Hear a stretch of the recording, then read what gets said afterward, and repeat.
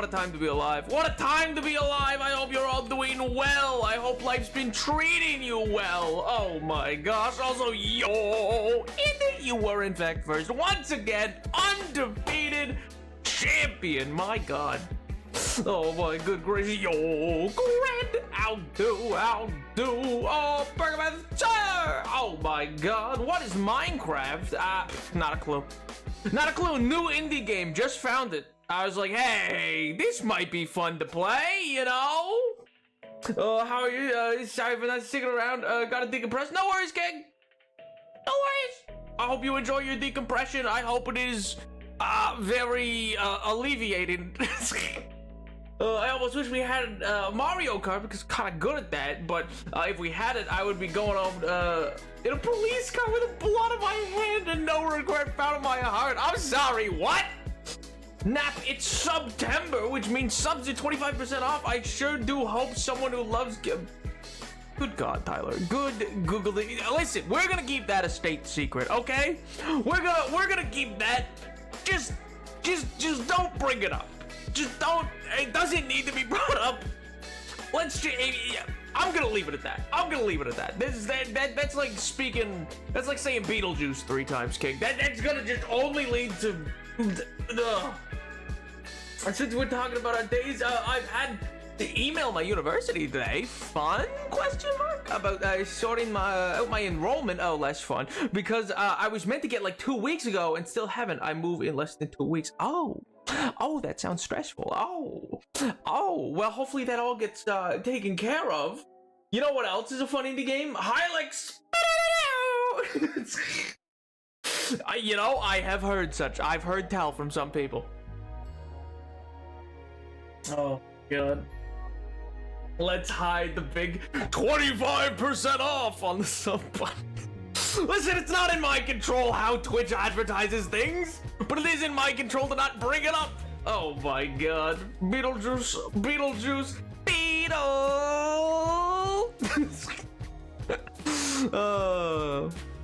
Anyway, but no, I hope you've all been well. I hope you've been living La Vida Loca. I hope the weekend's been fun and exciting. You know, I hope it's been a wonderful transition into this new month. For those, I hope you're enjoying your laborious day.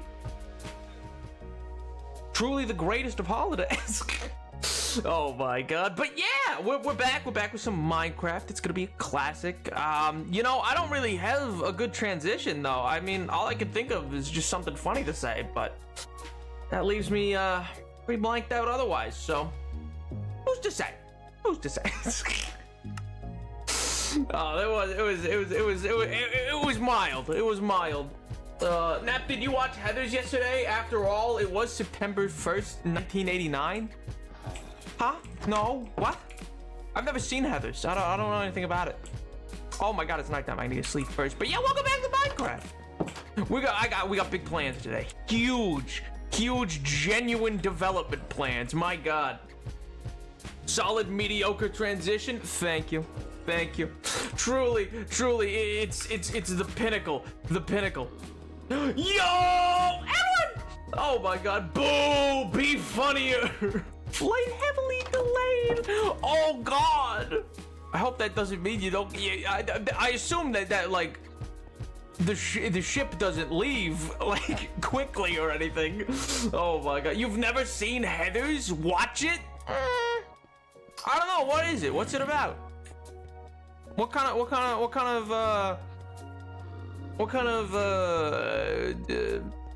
thing is it? Is it like a movie? Now do I make another irresponsible financial decisions today to celebrate? No, you don't! Good God, never make irresponsible financial decisions around me, King. That is not something we promote here. We promote healthy relationship to spending. Yes. Oh, no, I had a 10-hour stop in Hong Kong, but now it's just 2.5 hours. Okay. Oh my God. Well, I hope you have no other delays. I'm glad you're here. I hope you're doing well outside of that. I hope the rest of the weekend was good and that you had that it wasn't a too terribly stressful like pack-up situation. Oh man.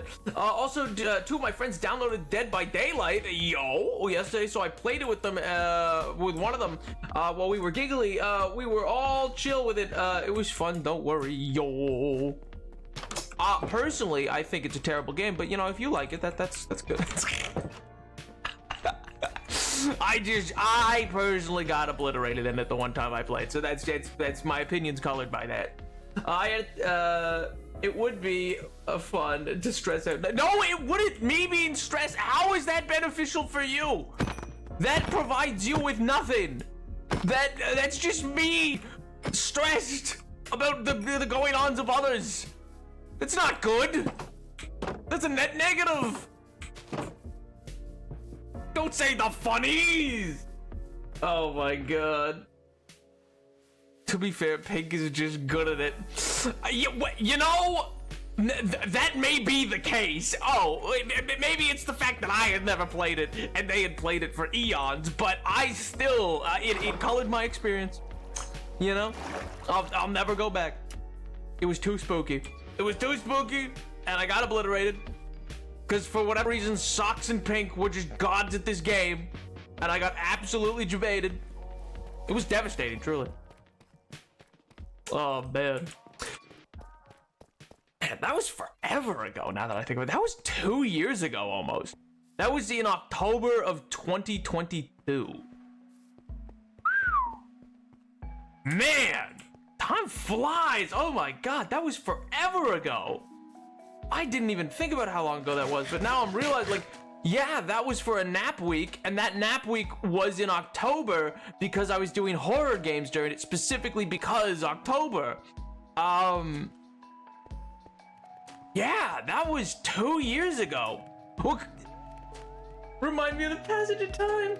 Dead by Daylight stream? Yeah, I mean, at least 2 years ago. Maybe it's in a different nap week than the one I'm thinking of, but it would have at least had to have been 2 years ago. Well, because if you think about it timeline-wise, so February 2023, is where Pink begins dipping out, comes back briefly for summer 2023, but like that, so it would have had to, any memory you have of Pink has to come from 2022 or earlier. Like, Pink's been gone for well over a year now. Can someone please check? You can click your name, King. You can click your name in the chat. Stream 2, but we have to keep Nap alive. Wow. Oh, yeah. Not on mobile? Well, whose fault's that? August 2022? That makes sense, yeah. August 3rd, 2022. Wow, so yeah, we passed your 2-year following last in August. Time flies. Okay, I'm gonna make oh no, I meant to use this wheat on those cows first. But anyway, today, chatters, big plans. We're gonna work on actually continuing work on those the outlines we started for some buildings that are going to be in the beginning entryway. We're going to head to the Nether at one point for some materials, and then we're going to work on some roadways. We need to actually like build up the city a little bit. That might be a good idea. This is the basic plot of Heather's that I got off Wikipedia. It's a plot portrays 4 teenage girls, 3 of whom named Heather, in a clique at an Ohio high school. One of them lives is disrupted by the arrival of a misanthrope intent on murdering the popular students and staging their deaths as suicide. Okay. That sounds dark. Man, I followed exactly a month after Grid. What the flip? What the sigma, as they say? Oh wait, no, I meant to be going to those cows. Is Killer here? Killer Instinct? I have no idea. I don't think they haven't said anything. It's dark, but JD kind of. What do you mean JD kind of? What do you mean? The misanthrope? Are you telling me? Oh my god, Edward, I know you're going to the land of criminality, but please. Oh well, I should say the land of historical criminality. I suppose I can't hold that all Australians are criminals. I guess that's not been true for a couple centuries, but you know, at once upon a time they were, so like, you know.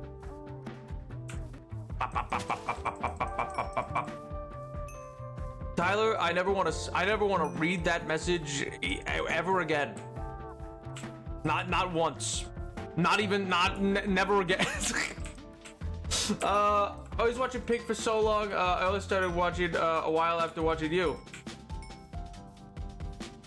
Yeah, I mean, I'm just saying that like Pink left in February of was around but left in February of 2023.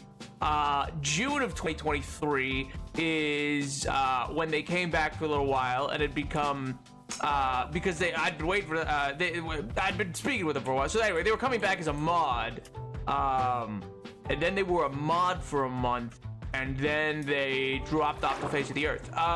So you know. So I got a message on the app, exploring Perth the original way. I was the colonizer, go to prison. Yes, you're to go there in a sailing ship, and you are to colonize it. Thank you, too kind. Because like Ascendcraft Season 3 was like the summer of 2022, I think, something like that. Time flies, dude. It's crazy. It's crazy how many people. It's crazy because like some like Sam still uploads occasionally, but most of his uploads are like the Minecraft stuff that he's done before, just kind of retooled for the new updates and stuff like that. And then like Overwatch cinematics that he just cuts together, which, you know, each their own. I assume it gets views or something. I don't know, but it's crazy. It's odd how things change, you know. Actual words out of my father today. Hong Kong is communist now, so you have to be careful. I mean, when you're right, Edward. What do you mean? I'm coming down firmly on the side of communist Hong Kong. What do you mean? That's just true, bro. What do you mean? I got a little bit of writing done today in my hotel room. Nice, but I've got to go to bed early. Fair enough, King. Fair enough. I hope you have a good snooze. I hope it is enjoyable.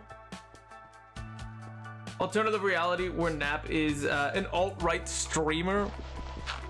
Alternative reality? What do you mean? Alternative? What? Stupid joke. What do you mean alternative reality? Whoa, wait, well, hold on a second. Don't take pictures of military jets in airport, they'll arrest you for being a spy. And I'm like, you think I'm looking at windows at the airport? Maybe. The room is wrong, it smells of the wrong washing up powder, it's not mine. Well, that's why you should have brought the correct washing up powder, and then you could have sprayed it all over. Jesus Christ, Tyler. Yeah. Well, and also I'm going to Kick soon. Don't you remember? I'm moving to Kick because the woke left won't get me there. Jeez, Christ Almighty. It's all that matters, you know. I just need to transition from Twitch to Kick, bro. It's the only way. Oh, I need to collect oak. Well, let's do that first. Jesus Christ! I blame Tyler. I blame him. Totally human, thank you so much for 50 gifted subs! My brother in Christ!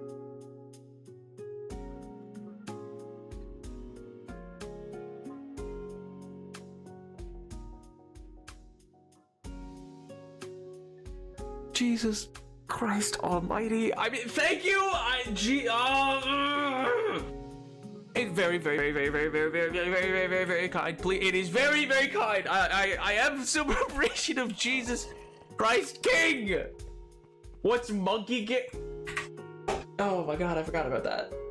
I forgot to change that. Thank you very, very much. It's for 50 gifted subs, you maniac. Please, for the love of God, tell me, like, you're okay financial. Please tell me this isn't like, oh, please tell me you're not going into financial ruin for this. My God. Please tell me you're not. Please. Please, Rachel, show me to me, Rachel. Oh my God. Why is it not meant to be monkey game? What's up, Galoo? I guess monkey game. I guess. Oh my God. Credit card debt. Dear God, please tell me that's not the case. No, that's not allowed. That's not allowed. I will prevent this if that is the case. It's so deeply and insanely kind, but King, it's nutty. It's actually nutty. Ape Escape 2 for the PlayStation 2 is clearly the game. No, it's the Wukong game, because I think I had joked about it. Oh my God. I do not own a credit card. I mean, kind of based, but your team hydrate. I thought you were going to bed. Oh.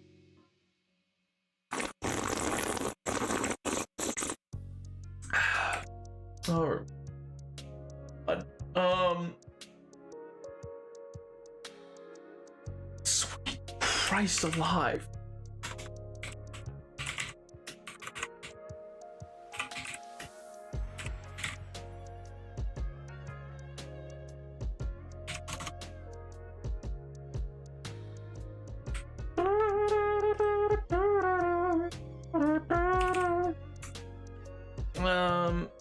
What month is it?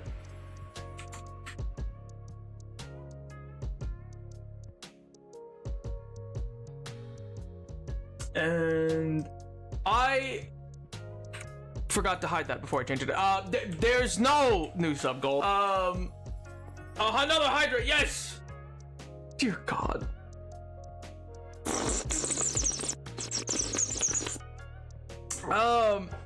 Howdy chat, howdy Lucas, howdy Fun Watchers, howdy Nap, how do Tiger? Ape Escape, my beloved. What do you mean, Ape Escape, my beloved? Oh my God. Chanting Hylix to manifest it? Indy's drawing circles on the ground, putting esoteric moves. Oh my God. Sweet Brisk Kingle. Brisk Kingle? You can't. No, you can't. There is no. Look. Do you see? Do you see anything up here? Do you see anything? No. That's because there isn't. It's forbidden.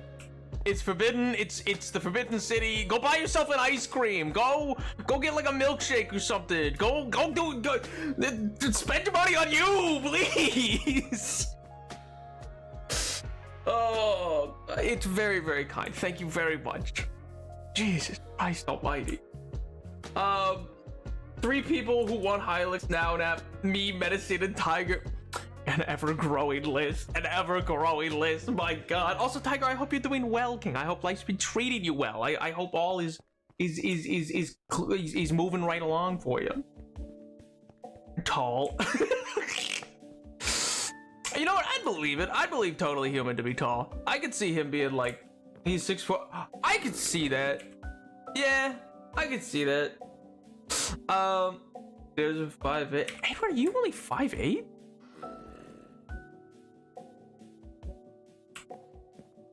That's awesome news. That's funny news. That is fantastic news. Oh my God. I'm not doing well. I think I might need to get my parent to agree to family therapy. We are not communicating well. Well, I'm very sorry to hear that. Genuinely, like, stuff like that's very difficult to deal with. So I hope that they will at least be open to that idea at the very least. Medicine! Hi, chat! Hi, chat! Oh, hi, Medicine!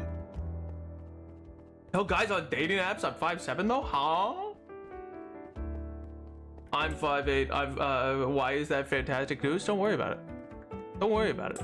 This is very good news for me and my ego. Brother's shortest in a Hylix follicle. Oh my God. Oh, I need to go. I keep walking back. I need to go cut down oak trees. The swamp will be the quickest one to do. Chat, are like none of you 6 feet tall? Wait a second. Chat, wait a minute. Oh my god. Without the wizard hat. Oh yeah, Medicine update, me and Tiger, Tyler Howard, Hilux Polycule apparently. Oh my god. Said my height before. Listen, you do have to realize a lot of information comes into my mind, and leaves it instantly. Some sticks around. Some very useless information sticks around for a very long time. Or others oh man, I have a terrible short-term and a great long-term memory. We've talked about it before. The biggest crime of the whole thing is that like everything I've ever done that has been an embarrassing moment in my life, I can with such clarity, with such pristine high definition clarity. Oh my god.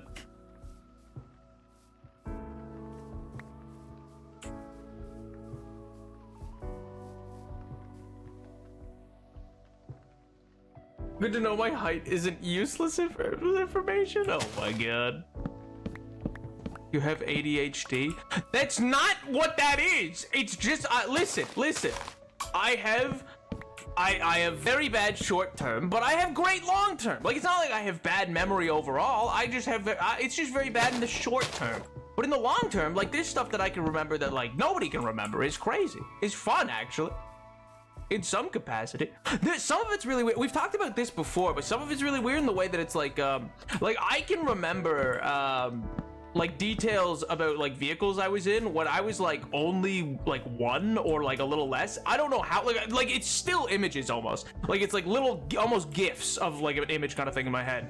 But I know they're true because it's like I described them before to like my parents, and they're like, how could you possibly remember that? They're like, yeah, that happened, and you would, and there's no like other way you would know that happened, but like how? And I'm like, I don't know. I just do.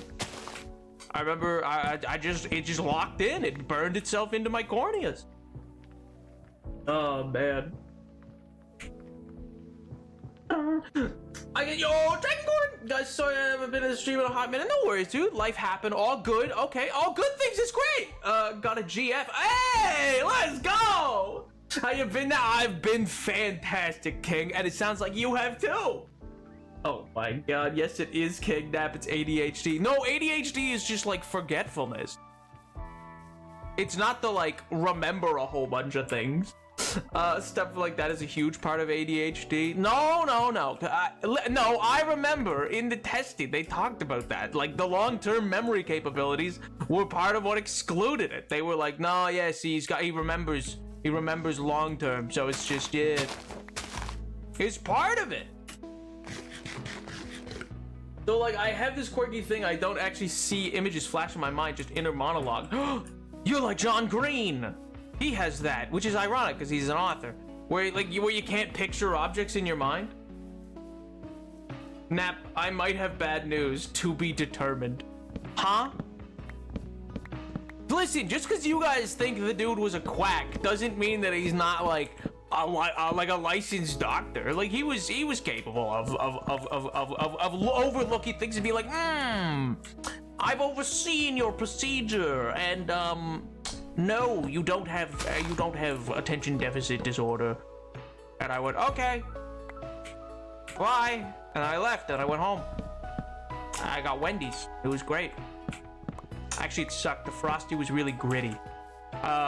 Which, like, I don't even know how else to describe. Very chalky and gritty. I hate Wendy's, in fairness. It was the first time I'd had it, though, so that was cool. Because my parents were very big on never getting fast food.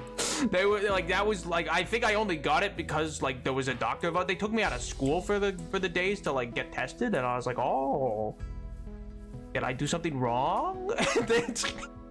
And they were like, no, you're fine. We just need to do this. I was like, all right, whatever you say. You sure nothing went wrong? And they're like, yeah, no, it's fine.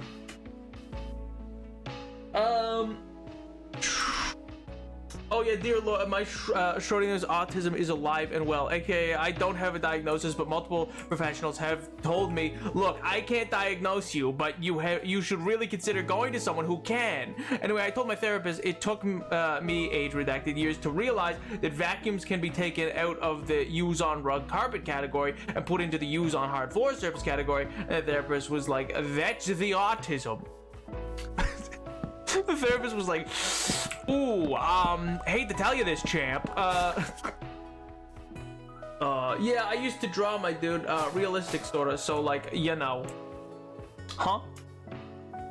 The Frosty really, what? Not gritty. Like it had like sand, as though you were like, you know when you like go to the beach and like you bite into like a Sammy, or like you bite into like some chips you had and like there's sand on it, so like there's like a grit in your teeth and you're like, oh well, this is unpleasant. It's like that, you know. It's just an unpleasantness that you kind of are forced to deal with, because like I'm not gonna like not eat the ice cream that I was given, but boy, was it unpleasant as an experience overall. Still ice cream though, so that was cool. At least I assume. Are Frosty's ice creams? I assume that's the case. I was diagnosed with borderline personality disorder at first. Dude didn't listen to me understand the overlapping ADHD, depression, autism, and anxiety. He also didn't prescribe me meds because of weight gain and a side effect. It called me fat. Hey, yo! Doctors can be cruddy. Yeah, no, it's not that I don't think doctors can't be cruddy. I just think he was like, my doctor diagnosed correctly. Well, he was a bit harsh in like determining that I was like, yeah, okay, I think he was wrong in the capacity to some degree. I mean, I can see his line of thought where it's like, oh, maybe, because again, you know, maybe I was trying to emulate a book character because I liked them a lot. Like, that's possible. So I'm like, oh, I get it. Because I think he said there was like an uptick of people thinking that because of that, and so he thought it was like, you know, wanting the diagnosis for the sake of getting to like relate to a fictional character. And I was like, oh, okay, I see what you think's happening. Okay.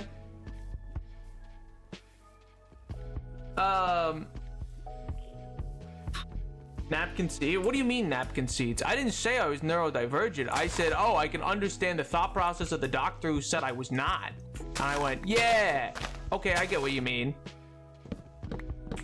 How's that a concession? What? I don't think I'm neurodivergent. I don't know what you mean. Why is this such a common topic? And I feel like every 3 streams this comes up.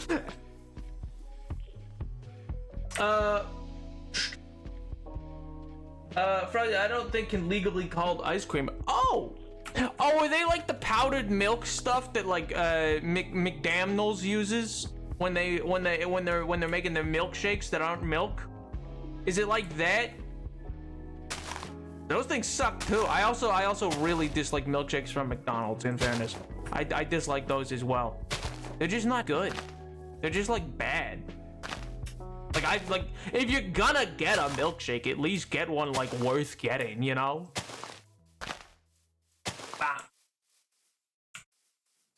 You said the doctor was wrong. I heard it. It definitely wasn't the voices. I heard it, and it was just like totally out of left field. Honest answer, because your stream persona exhibits a lot of symptoms that us neurodivergent folks find familiar. Oh, well, see, but that feels just kind of sweet. That just feels kind of like, oh, that's nice. That's like, oh, that's cool.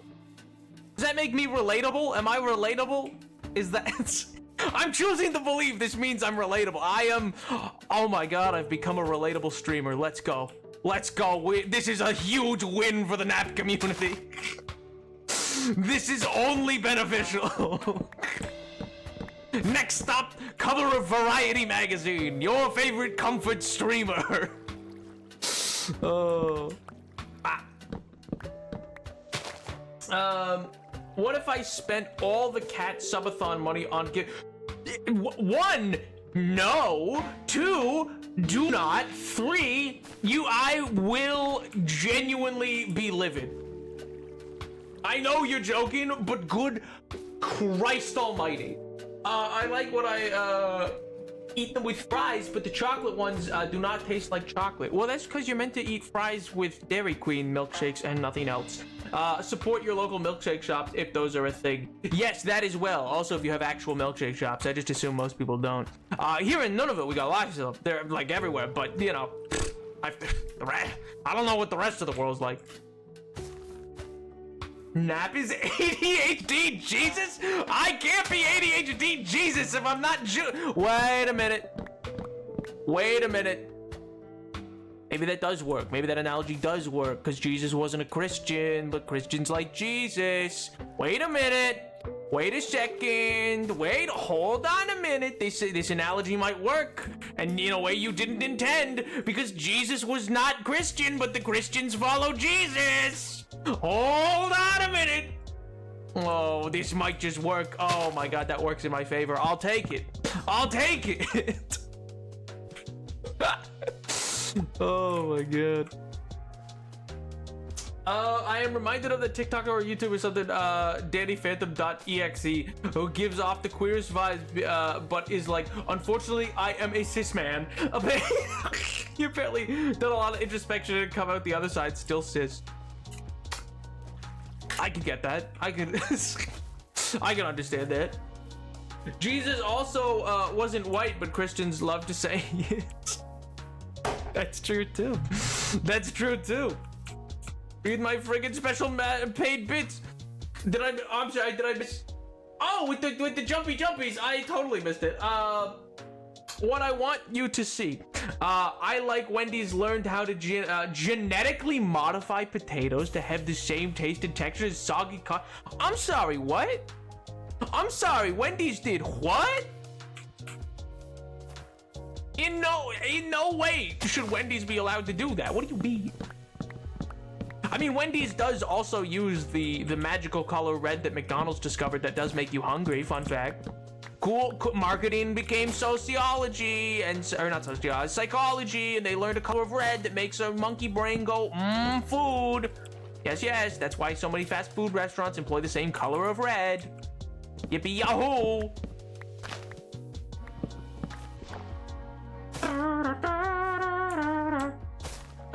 It's a joke about how bad the fries are. Oh, I thought you meant they actually did do that. And I was like, that's insane. But yes, no, I mean, in general, I just think all of Wendy's is like bad. I don't like anything Wendy's makes. I think it is it is just above Burger King.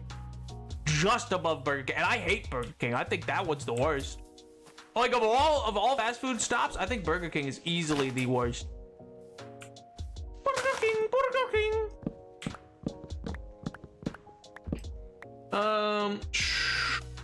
The illiteracy. Should I start wearing that red? Would you want? Do you want to make people hungry? What do you mean? Oh my god. Nap, can you do a Wednesday stream next week? Don't ask why. The date isn't important. You know, when you say, Nap, do this thing and don't ask why, I hate to break it to you, but it does in fact make me want to ask why. I must be immune to that stuff. The only thing I associate McDonald's Reds with is a huge red flag telling me to stay away. I think McDonald's is yucky. I'm not saying it has an 100% success rate. I'm just saying that they did notice there is a marketable difference in like making people hungry versus not.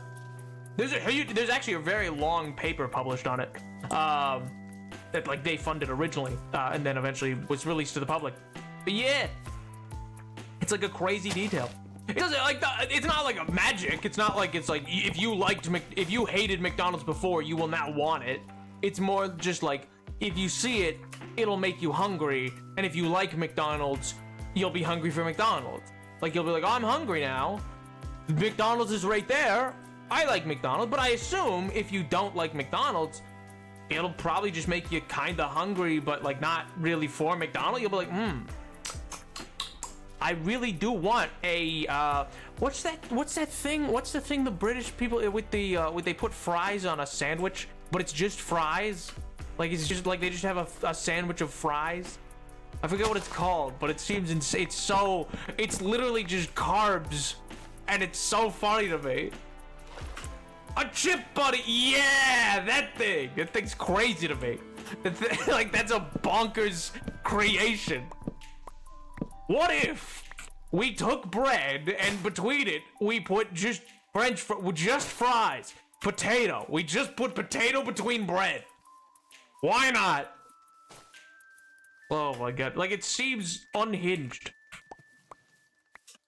Or actually, though, especially with gravy or something. I mean, I've never had one, so I can't comment on it, but it seems like an unhinged amount of carbohydrates to make for, like, one sandwich. At least it's not an empty sandwich. Just 2 slices of bread? That's not a sandwich. That's sadness. That's just sad. That's just sadness incarnate. That's what that is. My father eats that sometimes, does it with potato chips instead. That's it. Okay. Fair enough. You know, communist Hong Kong, chip sandwich, why not? God, now I want poutine. I advise you to try it. Thick cut chips between 2 slices of heavily buttered bread. There's meant to be butter too? It seems insane. That seems crazy. I feel like that is like a day's worth of carbohydrates. Oh my god. Like, it's gotta be wild. You'd be full for so long. I guess that makes it a good sandwich to have then. Hey, leave me and my sad sandwich alone. Joking. Hey, you leave me and sadness alone. We're having a moment over here. Oh my god. Don't get me wrong, there's lots of things. Listen. I have absolutely, like, I'm no one to speak on the concept of, like, eating a sad meal. You have no idea how many meals I've made that are just gloop, effectively, but, like, they hit the macros I want, and so I go, well, I guess gloop is what I'm having. And it's like, it's just mush. It basically just is mush. Nab is a sad meal? I don't know what this implies, but I don't know how I feel about it. You had your chance! You had your chance at the cotillion, you! Oh my god. Try the gray stuff. It's delicious. It's something. I went on a trip with one of my friends who were Catholic. We were in a big, important cathedral museum. I don't remember the name of it, but in this sanctuary, they had shrines of every type of Mother Mary from around the world. Oh, that's cool. Neat.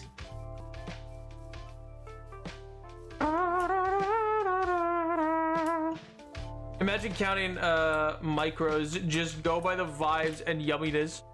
I mean, yeah, it's that too. Don't get me wrong, it's tasty mush. It's not like it's unseasoned. It's just mush. It's mush because it's like, oh, okay. I accidentally overcooked the rice. And, okay, well, or the quinoa or whatever. And it's like, oh, it's accidentally a little overcooked or a little undercooked. And I go, jeez. And then it's also like, oh, okay, the vegetables are roasted, so the roasted vegetables, they taste good, but you know, they no longer have their firmness. And then it's like, okay, and then the tuna, like, it's like, that goes into it, it's like, all right, that fish tends to break down pretty easily, so once it's all mixed together, it's mush. Breaking news: white boy knows how to season food. My god. Yes, I know how to season food, my god. You put a whole quarter of a teaspoon of salt. It's and season. Cumin, what's that? What's a cumin? Oh my god. Making Jim Bro risotto. Leave me alone. Leave me alone.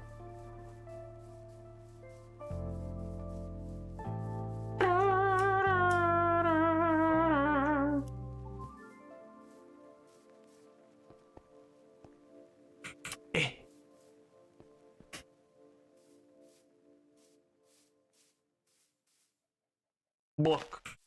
How many do I have? Okay, I only have a couple stacks. Yeah, you know, next time I go back there, I should probably actually, you know, like, leave some stuff, because I don't need a random glass bottle in my inventory. Oddly enough. I have 4 recipes, and that's it. Hey, that's pretty good! A lot of people have no recipes. I mean that quite genuinely, but like that's not bad. Having like 4 solid recipes you can go back to is really good. I highly recommend learning like a dessert if you don't know one. And like, don't get me wrong, I make mush for me. I don't make mush for other people. Mush is just for your boy. And normally only when it's like, okay, I need something quick and simple.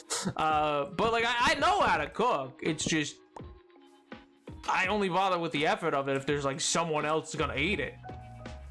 I ain't putting all that effort into something if it's just me. If it's just me hungry, nah, I'm just making mush. But if it's like, oh, okay, I got a bunch of people coming over, and it's like, okay, I'll go pick up like cheap pork tenderloin, and I'll figure out, like, I'll marinate it for a day and a half, and like, you know what I mean? Go get some like, well, actually, no, walnuts are expensive. But if you, there's actually, I do know though, a pretty good, like, it's like a walnut, candied walnuts in like a mandarin orange vinaigrette salad. It's pretty good. Good repertoire of recipes I can cook for when I move out. I will probably just pizza, chicken nuggets, instant noodles. Hey, high key recommend learning a solid pizza dough recipe. It's easier than most people think. It's like a lot easier than most people think it is. I just eat at this point. Granted, I'm gonna have a lot going on during C-Days, so I'm gonna be a gym freak. I have to win my TwitchCon fight against Nap. You simply won't. You'll lose, King. You'll lose. I'm sorry. You gotta accept that someday. It's gonna be devastating. I know.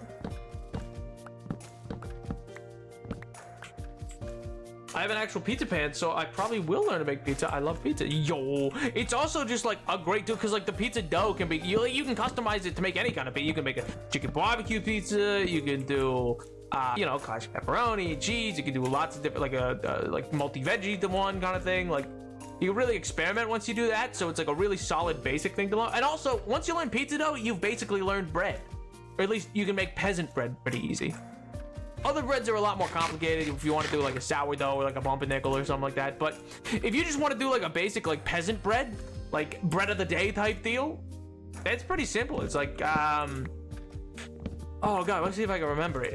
It is 1 tablespoon of instant yeast. It'd be about 3/4 cup of hot water. I believe it is 3 cups of flour, a pinch of salt, a little bit of baking powder, like 1/8 of a teaspoon. That's about it. Actually, I think that is it. Literally, that's all the ingredients. You can add other things if you want. If you add like oregano and stuff like that into it, you can make a spiced bread pretty easy. If you add like oregano and thyme and some rosemary and stuff like that. But yeah. The biggest issue with bread is making bread is whatever I won't have a stand mixer. No, that's what I'm saying. Like, peasant bread doesn't need a stand mixer or anything like that. Peasant bread is like mixed to combine and into like a ball, cover, leave to let rise for like 2 hours, and then it goes into like I get like a Dutch oven. And it just throw an ice cube in with it, and that'll make it actually rise a lot better. And bada bing, bada boom, man.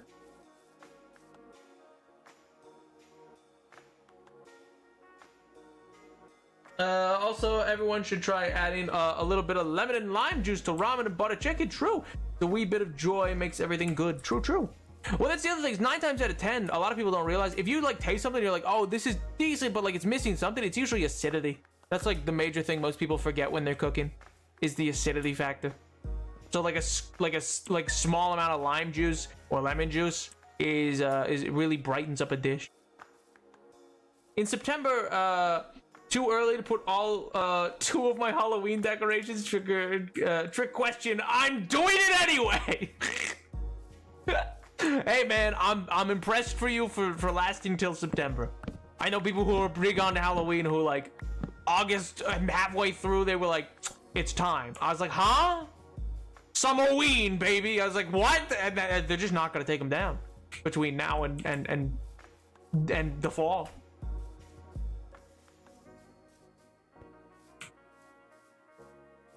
No Dutch oven either. Oh, well, okay. I mean, fair enough. I recommend getting one of those. They're like just a pretty useful pot to like have.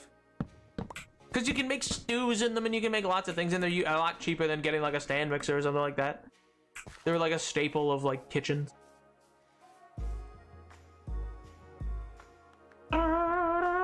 Spooky season. Ugh, I can't wait. I don't know why that reads so sarcastic, Dragon. I know you don't mean it sarcastically, but for some reason I'm reading it, I'm like, why does this read so intensely sarcastic? Summerween, baby! My store has Christmas stuff up. Well, that's crazy. And they need to be stopped. They need to be euthanized. I shouldn't say that. They need to be cajoled lightly into not doing that. The ween is gonna be hollowed.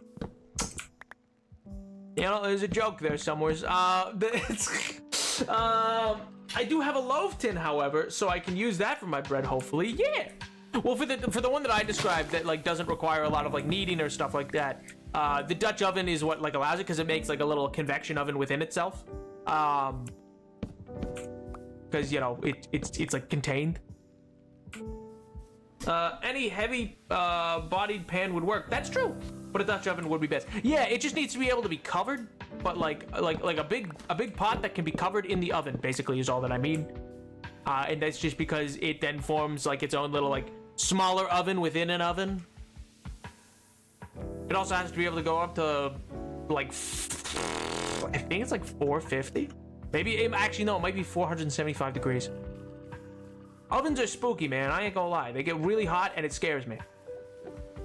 Freaks me out. Don't like it, but I'll live. I have to use them a lot, so no ifs, ands, or buts about it.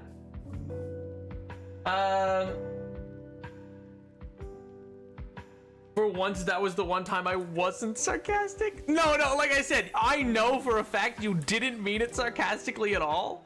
I was like, you don't mean this to read sarcastically, and it really doesn't. It's like my own lilt on it that I just like, in my own head, I just read it that way for some reason. Recipe sharing content, sharing channel when. Yeah, I'll start a second channel, and it's just nap in the kitchen. I'll become like Martha Stewart. And then I'll defraud the government. It'll be great. I'll join it. I'll be like all those absolute idiot crypto bros who are like, oh, this new glitch for Chase Bank. I'm not. Oh my god, they're all going to jail. It's so stupid. Oh my god. For the love of God, by the way, if any of you ever hear about the quote unquote Chase Bank glitch, do not do it. Do not, for the love of God, never do it. If you have a large cast iron, that could probably work with another one on top of it. That too. Well, because that's the thing. A Dutch oven is just like a cast iron pot that just has a lid. Like, that's all that means, really.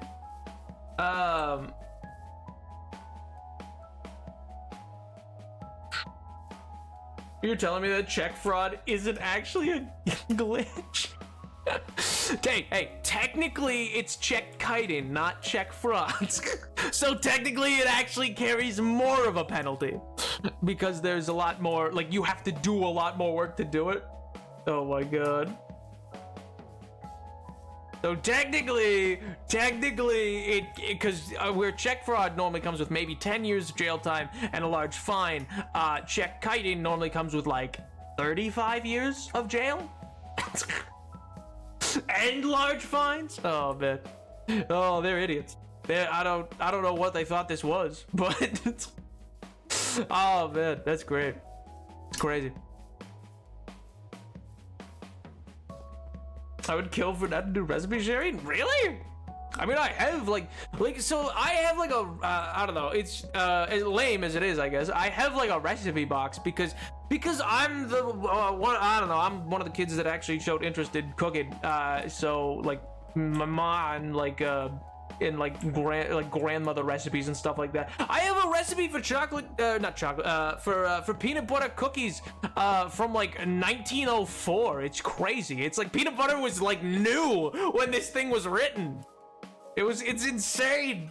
Oh, I love it. The like card is barely held together. It's so like stained and marked, but it's great. I love it.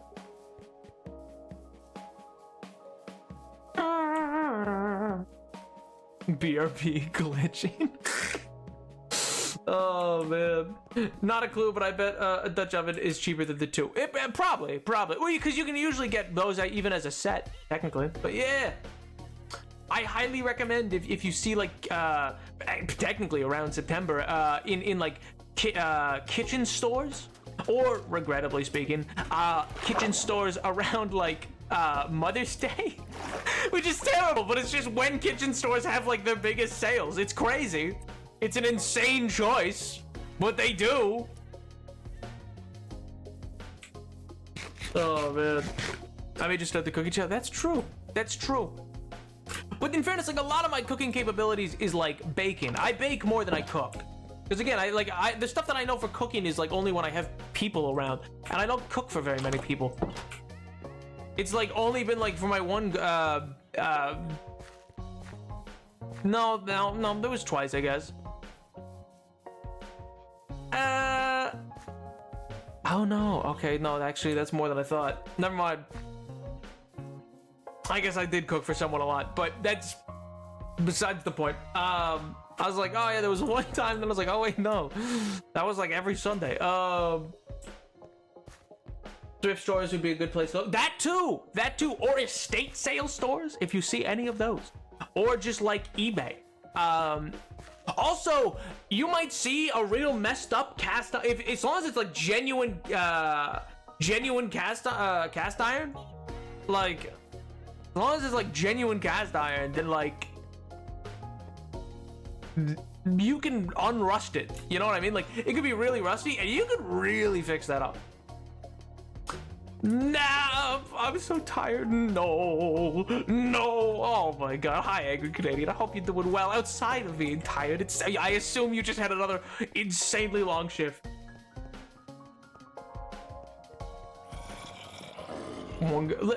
Listen, there was one person I cooked for a lot, is all I'm saying. But anyway, that's in the past now. Thrift store culture in America versus the UK. I feel over here it's old clothes, CDs, DVDs, whatever. Never anything like cookware in my experience. That's why I said yeah, estate sales tend to be a bit better for that stuff. Because people just like are letting things go that like, because they're like, I already got one of these, and you know I don't need a second, so here you go, and they usually go pretty cheap.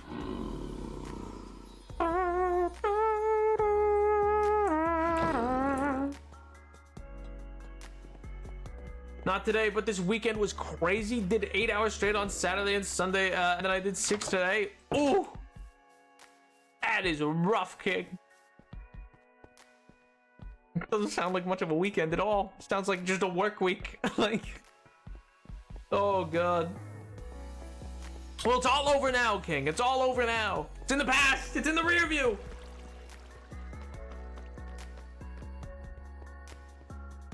I'm so physically tired, but like mentally, I want to do something. Oh man, dude, I've been there so many times. Like, I remember like finishing, I remember last year finishing up like this report that took so long, and like I was like bone achingly tired, and yet I still remember I went and like knocked on my roommate door. I was like, "We're going out, please." They're like, "You can barely stay." I was like, "We're going."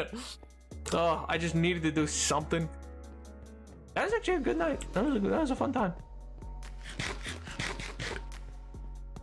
All right. Oh man, yeah, because we ended. Oh, I can't tell that part of the story. Never mind.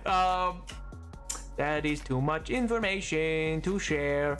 I don't breaks? Well, that sounds illegal. That sounds deeply illegal. Smoked my last dart today. So that was bad, and I have no money left because I get paid tomorrow. Make it through tomorrow, King. Make it through till tomorrow. I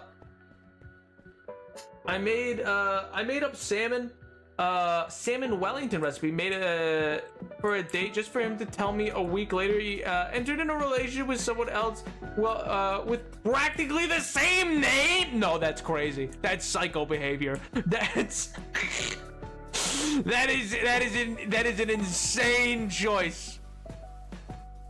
Oh my god, that is nutty. That's oh my god. I'll buy you PayPal. I'll buy you PayPal. I'll buy you salmon. Drop the PayPal. Oh my god. Wait, no, I want to go to the spot. Okay, Pig. Thanks. Okay. Thanks, Pig. You've ruined my life. All right. God. Me when I get a parking ticket. I'm just kidding. I've never gotten the parking ticket. Because I'm cool. That's why. No other reason. Couldn't be any other reason excluding me from getting a parking ticket. Or was it dude's home cooked say? I don't really like fish, but it's still messed up. Yeah!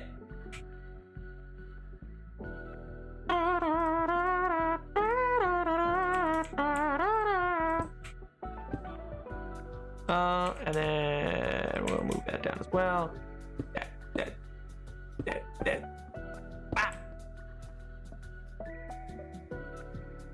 I got a ticket at my own house because my car was hanging into the road.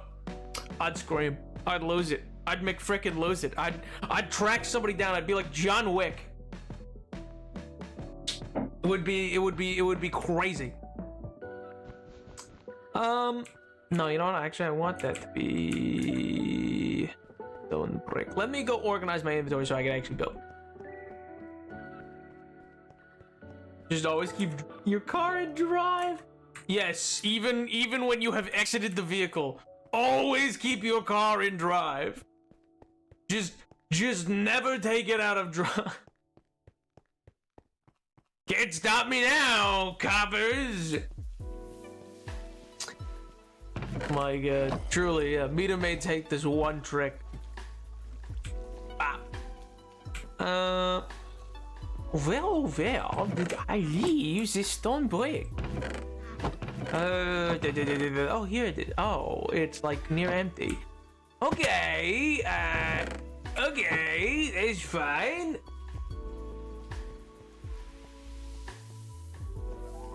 Thanks for stalling. Yeah, stalling for time. Yeah.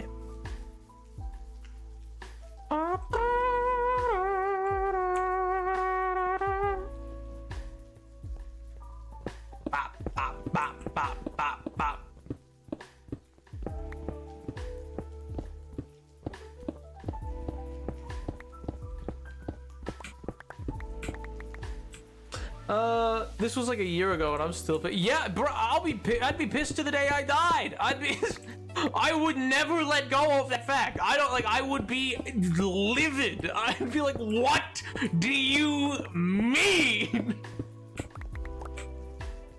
I'd be storming City Hall, dude. I'd be down there. I demand to see the mayor. Get him out here. Get him out here now.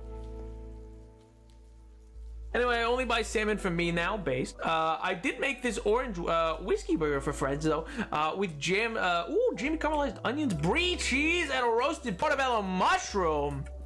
That sounds delectable. That sounds delectable. I cannot tell a lie. Portobello mushroom, heck yeah! Oh man. Honestly, severely underrated. Severely underrated. I love a good portobello mushroom. Can be so different depending on who made them. That is true. That's also because lots of people do not know what the hell caramelization means. I've met people who've just like fried onions and they've just been like, yeah, caramel. I'm like, no, that is not caramelization. That is fried. That is different. That is not what that means. You put a little bit of fry on them. That is entirely different from caramelization. Is like a decently long process. Not terribly long, not like 8 years, but like, my God. Everyone has a slightly different recipe. Well, everybody's wrong. Everybody's. There is one recipe and one recipe only, and and the rest of them are wrong. All wrong.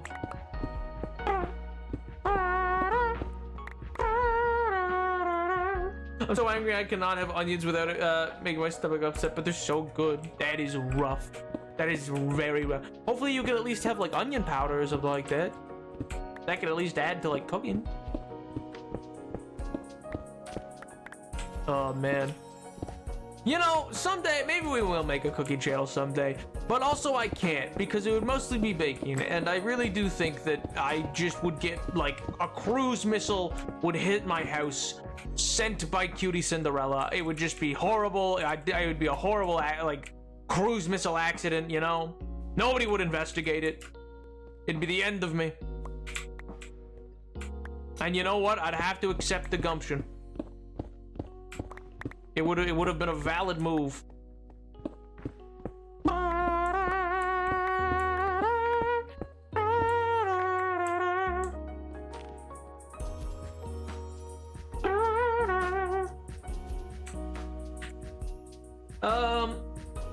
No, try to clung to the last long. Oh my God, lower back for the war. Oh my God. The recipe we use at work is a lie because we just soften them and then they simmer in Guinness. It's not actually caramelized, but they're still pretty good. Hey, as long as it's pretty good. So long as it's tasty. Send me the baking recipes, Nap. You'd find me. You'd find me. No, it's don't you know? No content creator on Twitch is allowed to bake things, or she'll find you. And she'll end you. The Martha Stewart of Twitch will destroy you, okay? You'll be sent into the sun! Yo! I'll do. How are we on this fun Monday Eve? Oh, we're doing fantastic. We're living La Vida Loca. I mean, Edward's been delayed by a long time, but it means that he's here, so that's probably, I think that's great. I mean, you know, I feel for you, Edward, really I do, but also, yippee! Oh my God. Yo, hello there! Happy Labor Day, Nat! Congrats on the pregnancy. Hope you're taking the day off after your labor. Well, I'm here, so... me and the first ever male pregnancy, yeah, you know, it's like, my God.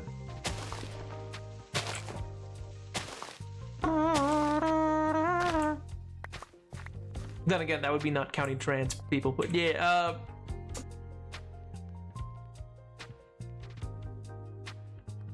I won't tell. DM me. It's fun.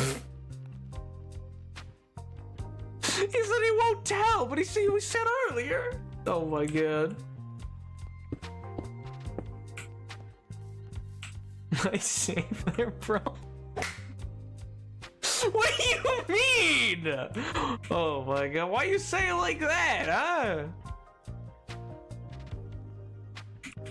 I'm so hyped, the leaves have started to turn yellow, so I'm busting out the sweater. I hope it's like, I hope it's like 90. I hope it's like 90 degrees and Menace is just like, I saw leaves turn yellow. It may have been from a lack of water, but I do not care.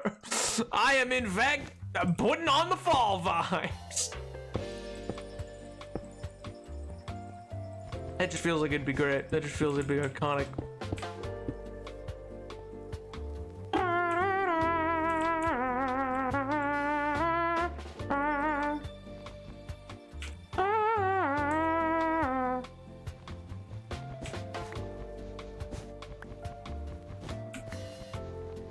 Yeah, that's accurate. What do you mean? Turns up AC. Feels like fall now. It's great. Oh my god. 1, 2, 3, 4, 5, 6.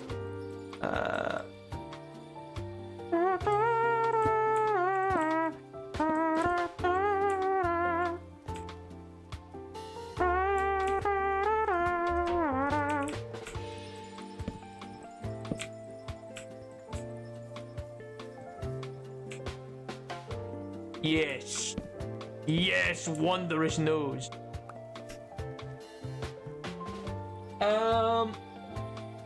You are seahorse coated. Huh? You what? What's that mean?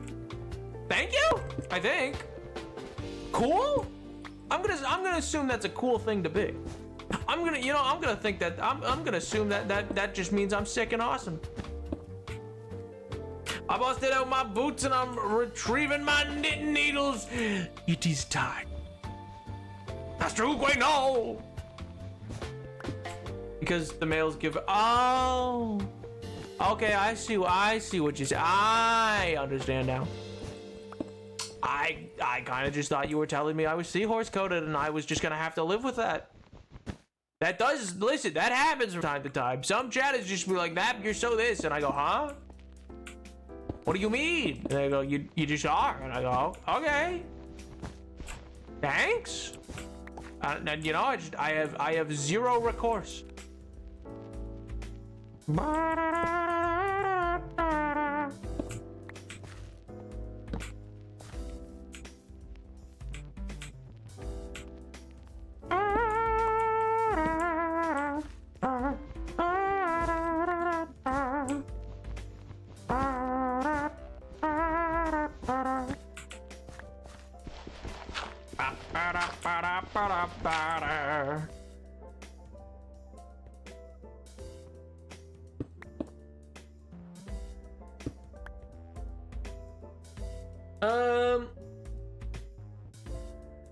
Man, I just did the math and it would be like 4,000. I'll give a number one spot back. Who does this guy think I am?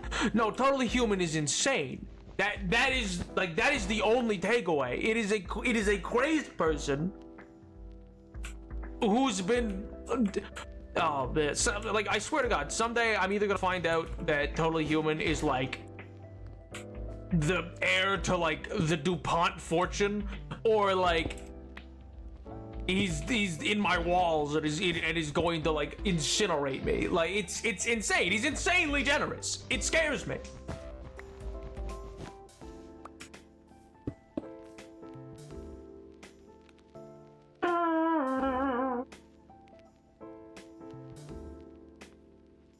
It's Gombar?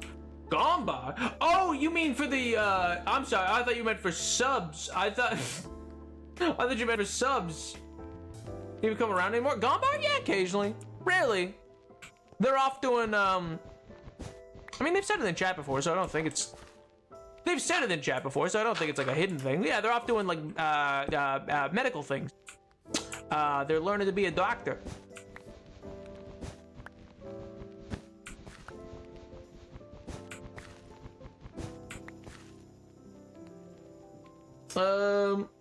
Why not both? Bits nuts. Oh my god. Don't even go down that road. Human is Anna Delvey? Who's Anna Delvey? Off topic, but I watched the Netflix movie The Deliverance that everyone's talking about. It's wild. I've actually not seen it. Is that wild in a good way or wild in a like I don't think this should be allowed. Oh god. Oh sweet Jesus.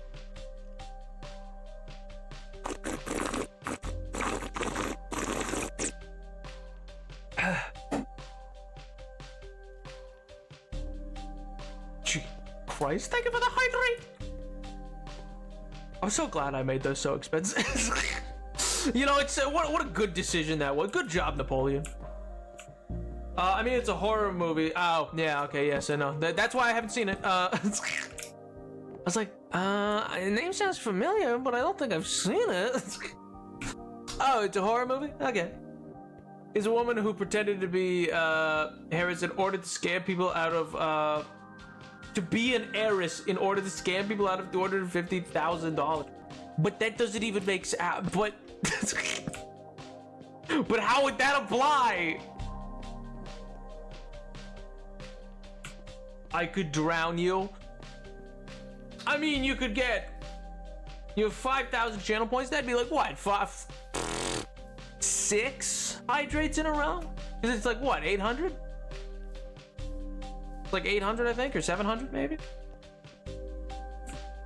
Human goddess money by scamming people. My God. I'm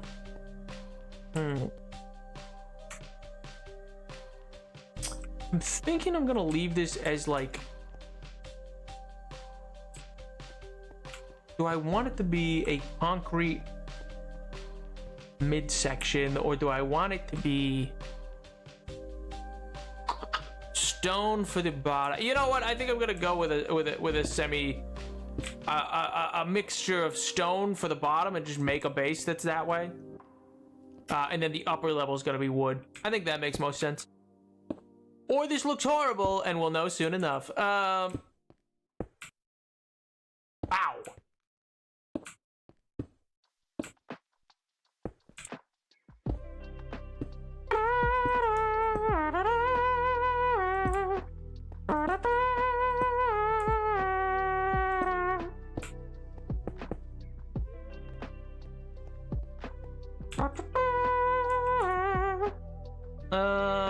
I need stairs.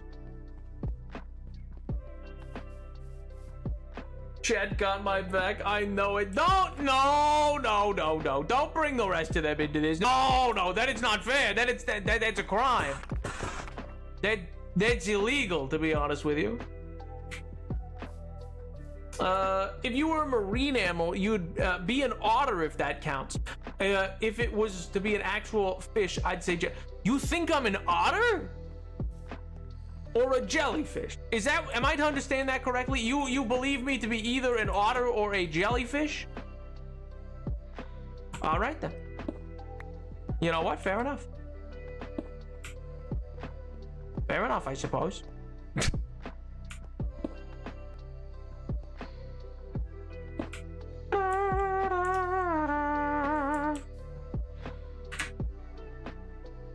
Oh, good God.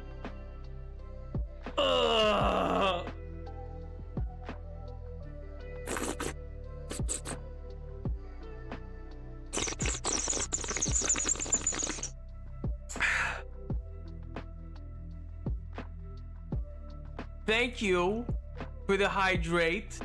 The very reasonable amount of 2. Thank you. Oh my God. Joke number 273. You got it, boys. You got it. Let me pull it out. Pull out 273. Let's see.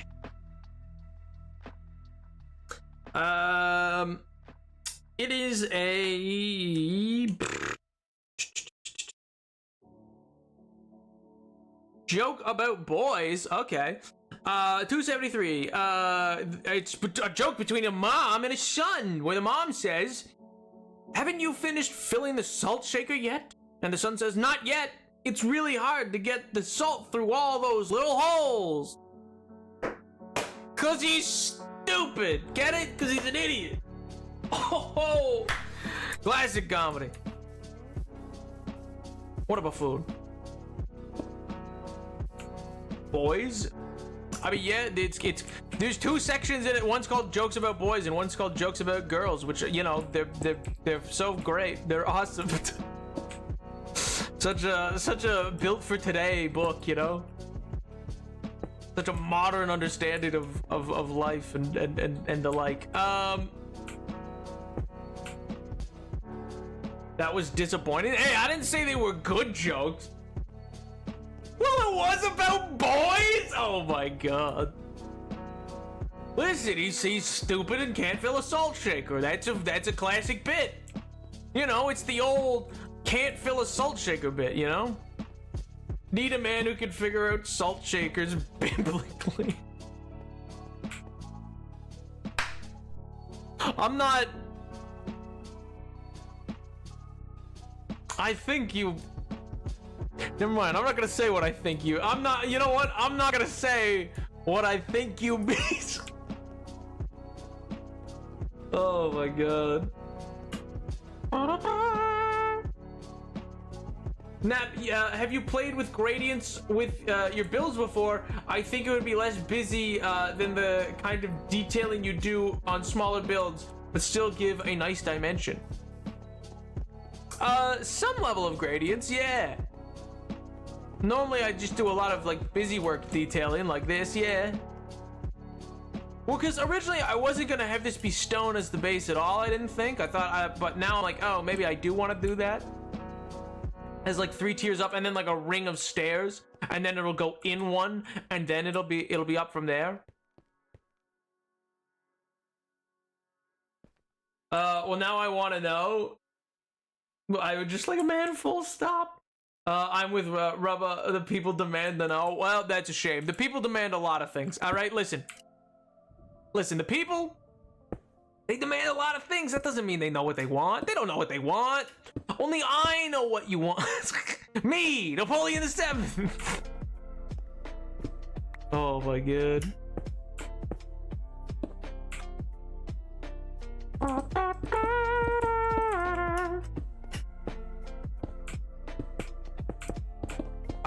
pop, pop, pop, pop, pop, pop, pop, pop, pop.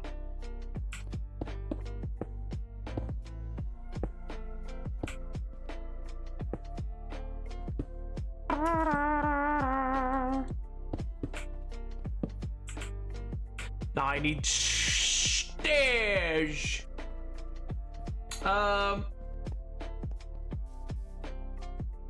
I was talking about the castle walls, but I understand most people don't like gradients on small builds. I do, but I'm insane. What a statement. What a... I do, but I'm insane, you see. Is... Oh. Fantastic. Fantastic. Slightly off topic, but I would just like to say your efforts to correct the name pronunciation haven't gone unnoticed, and I do appreciate its sentimentality and all. Well, I would like to say it how you'd like me to say it. It's I've accidentally hard-coded my brain one way, but I will not let it get the best of me. I will rewrite my brain. I have the power.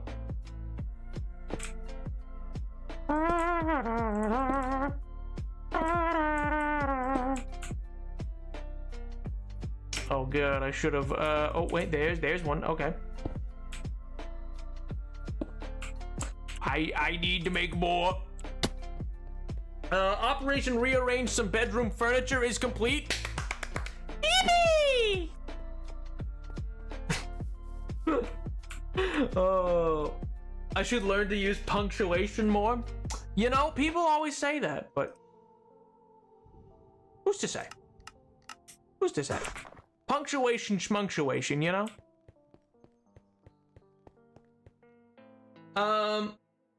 I use dark prismarine and brown glazed terracotta on dirt paths to make it blend into grass. I am crazy. Yeah, you know what? That is a level of crazy. That that is some sort of fresh hell. I ain't gonna lie. If it makes you happy, that's all that's important. But by God, that sounds horrific. Well, that's just not where I wanted those to place. That's just the absolute opposite of where I wanted those. I need like a rug or a mat or something in my desk corner and some kind of light. This corner is darker than I thought. That's because it's full of demons. That's because it is supernaturally accursed. Oh man. You know, I gotta be real. I can't say that I necessarily believe in ghosts, but sometimes, listen, sometimes a door will creak or something like that, and you know, homeboy's gotta admit, he's gotta be like, well, this is spookier than I wanted it to be. You know, it just happens sometimes, and you just go, ooh, this feels like a bit of a spooky situation. And by that I mean, like, you ever hear a noise? It's like dead silent, and then you hear a noise, and you're like, well, either somebody's broken in, or there's a ghost, and I guess that's that. It's been a good run. Because that happens a lot. That happens a lot at night. I just go like, oh, well, you know, we had a good run. I'm too comfy. I'm not getting out of bed for this. You know, they're either gonna take my computer, or they're gonna take my soul, and quite honestly, I can't be bothered one way or the other. You know, to be totally honest, can't say I rightly care.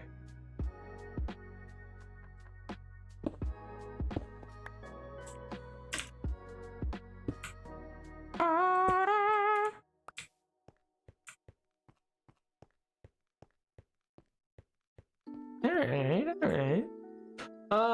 Napoleon D7, are you ready for September to be maxing levels of unhingedness, since I'm getting Marvel vs. Capcom and Mortal Kombat 1 Chaos Reigns within 2 weeks of each other? I think that just means you're either gonna be like insanely burnt out because of just like an overload, or you're gonna be like just jacked to the nines, just like ready to go, ready to throw hands.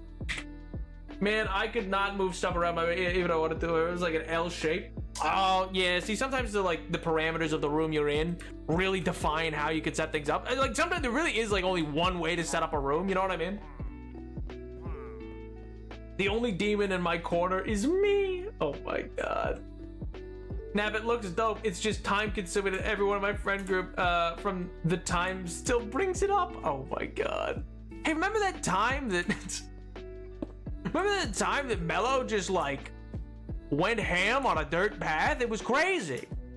It was like actually bonkers. We were concerned.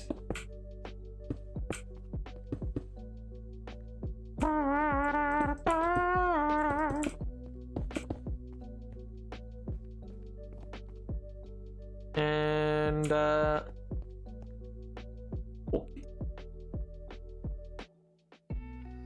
I wonder what might if I do here and then I go up like that, and then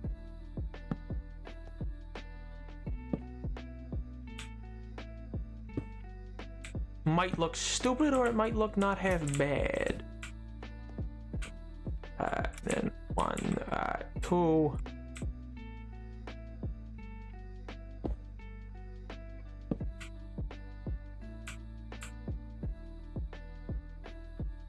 And then 1, 2.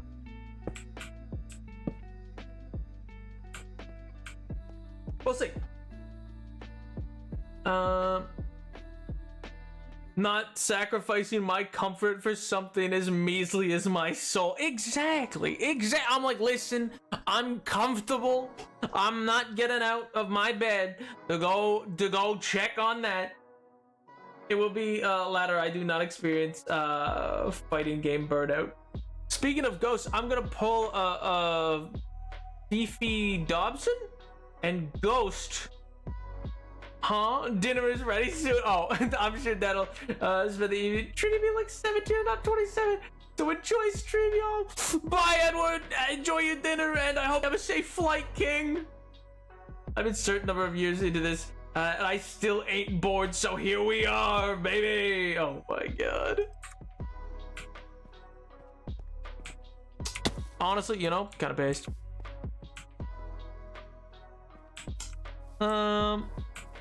Yeah, I don't mind that. I don't mind that look.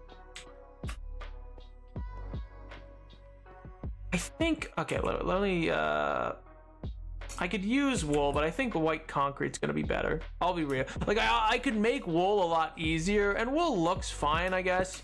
But it's like I think white concrete will give it that, like, I don't know, the like more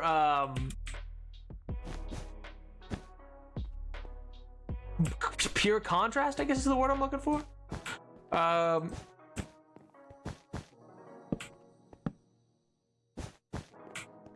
We'll find out, but I feel like, yeah, the white concrete will give like a better sense of contrast to the whole thing.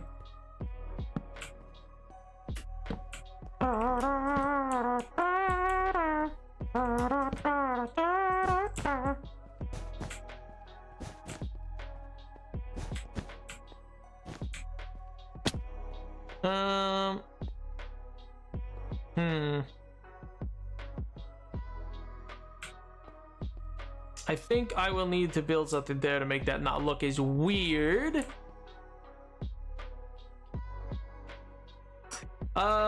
You're so interested with your builds. I need to put you in this play bug catcher kit outdoor toys for kids age 4 to 8, 8 to 12 bug catcher vacuum with critter habitat case, butterfly net, magnifying glass, toddler outside toys for 3, 5, 4, 6, 7, 8 plus years old boys birthday gift. What does that mean? Brother, what? 2 essays of messages back to back. That's rough. Huh? 3rd essay has hit the chat.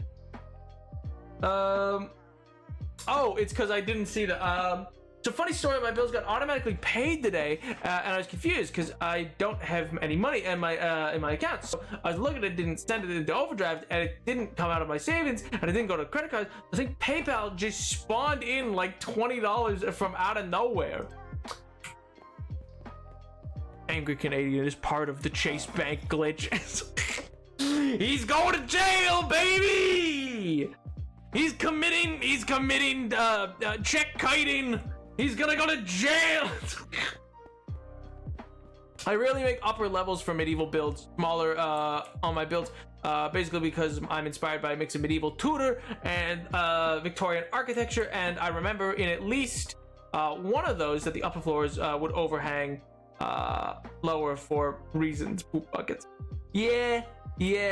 They normally don't go inwards in like reality, but I don't know. I thought it, like, because it's so close to the wall, I was like, I'm gonna have it go a little inwards. I mean, these really are just gonna be like some whatever buildings, just to be like populated on your way in. Up here's like the actual dry dock, so I'm like, ooh, what would possibly go here? I think this one's gonna be like a bar, and that'll be fun. Nap, I think it's pretty clear. Mello is gonna put you into a play bug catcher kit. Outdoor toys for kids ages 4, 8, 8, 1, 2. Bug catcher vacuum with critter habitat case. Butterfly net. Magnifying glass. Toddler outside toys for... No, why did it end? No. Oh my god. Me to myself, okay, now you just need to find somewhere to put my stack of mail. Where are you gonna put it? Myself to me? I don't know. I don't think I'd get this far. You get mail? Brother, I just don't get mail. I get like the only mail that would ever come to my door would be like junk mail. I'd check the box and I'd be like, oh, all of this is useless.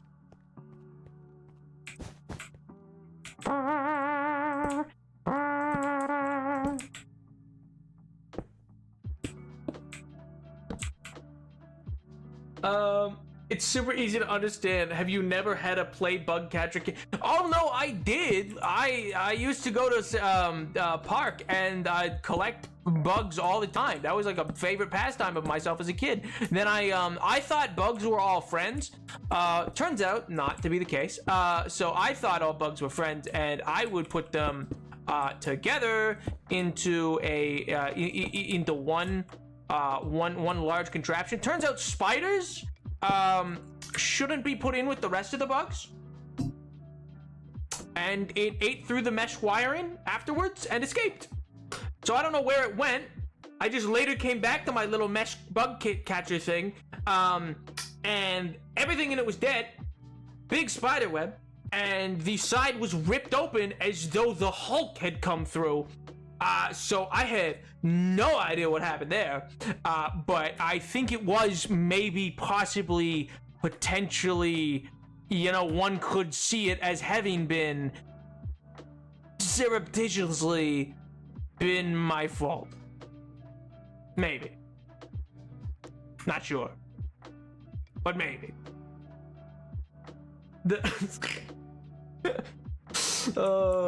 I mean, I pay bills and stuff, so yeah. Oh, well, okay, fair enough. Those kind of, yeah. I guess, yeah, that's kind of stuff, but I don't really count that as like mail. I just count that as like the thing that comes and I go, oh yeah, and then I pay. Good, guys, I'm gonna head out. Might be back later. Night, Angry Canadian. If I don't see you again, I hope you get some rest, King.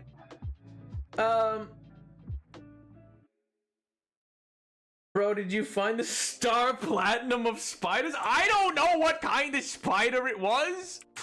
I was excited, and then I put it in, and then I was like, I was told, hey, okay, we're gonna go over to the stand to get some lunch. I was like, okay, and so I set down my stuff, and I went. We had lunch. I came back, and you know, the Hulk had escaped, and I've kind of just had to deal with that ever since. I've just kind of had to accept the fact that I turned the Hulk loose upon and they couldn't escape is the dark part of that. Like, they were trapped in there with him. It was I put them in with Rorschach. It was my fault. I unleashed Rorschach on them. My bad.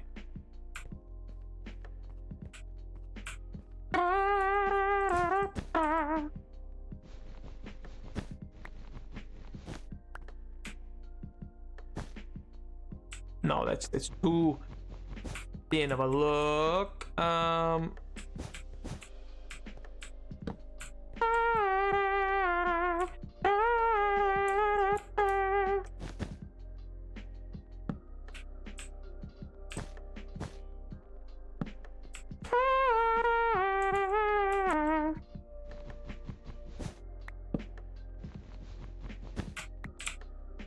Thank you for explaining it in Watchmen terms so I could understand. Yeah, well, you know, I wanted to be sure. I wanted to be sure that it came across clearly, King. You know, I wanted to... So I was like, oh, I should probably explain this in Watchmen terms, or else no one will understand, you know? I'd catch bees in mine and bring them into the house. Oh! What was this spider, a Goliath bird eater? Maybe. I don't know. I would immediately show my mom my bees in my bug trap. Something deeply unnatural about the fact that you were chill with collecting spiders. Some latent dark energy here. What do you mean? What do you mean? I was just a small child and I was like, oh, another bug. Cool. I didn't think anything about it. I was just like, oh, another bug. That's cool. And I added it in. And I was like, neato. I put it in there with like a butterfly, some grasshoppers, like a ladybug. Like it had a feast. It was a dark day for bug kind. I can admit that. I also put worms in my bed so they have a comfortable place to sleep. Okay, well, I never did that.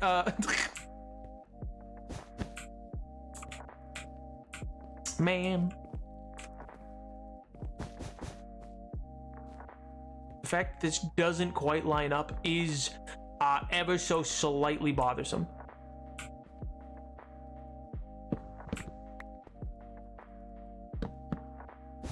Yippee! I know this doesn't line up, but then this can now be a connecting door. Like, this is now a doorway, so it's fine. It's fine. Right, Henry? Oh, he can't even look at me. He can't even look at me. He knows I've messed up. Oh, God. I need to go make more wool. I had no interest in collecting bugs. My primal instinct was to fear them is well intact. I thought they were neat. I thought they were friends. I was like, friends! I think it's because when I was 3, I had a butterfly land on my nose and it sat there for a good little while, and I was very pleased. I was very pleased with this fact. He would stay there, I ran around, and he still stayed there, and I thought we were the best of friends. He would later leave, but, you know, at the time, I thought we were the best of friends. Ah.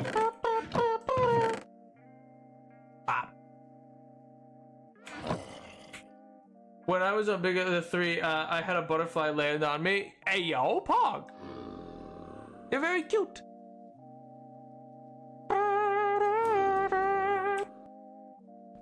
And I caused a scene from a butterfly? Oh my god, they're like the most harmless insect. Hey, worms are more comfortable in the dirt. Let's put them back outside. But my autistic brain went, oh, okay, so I bring dirt to them. It's kind of awesome. Oh, of course, you're so right. Goes out, comes back with a huge shovel full of dirt. I figured out the problem. I don't mess with bugs much. I do observe them though. I love bugs. Yeah, they were cool. I was like, neat. Now, Nap, you're not leading with your empathy here. You're leading with judgment. Fair enough. You know what? You're so right. I am. That is not an incorrect assessment. Oh. I was not leading with empathy. You're so correct. But were you being empathic towards the towards the butterfly? I don't think so. I don't think so. It doesn't sound like it. It doesn't sound like you were being very empathetic. Sounds like you were being very judgmental towards this butterfly. Maybe he just wanted to say hi, you know? Maybe he was like, oh, a new friend! And then what? You screamed at him? Devastating. How could you? How could you? He wanted friendship. He wanted friendship and you killed him. Wow. You cried your sweater of tears and you killed him. Oh, that's awesome. Good old SpongeBob. I was empathetic in that I did not annihilate it where it stood. Oh my god.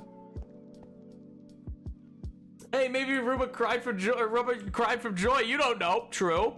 I don't know. Ruba coulda, but I get the feeling they didn't. Dinner time, BRB. Bring me some, please.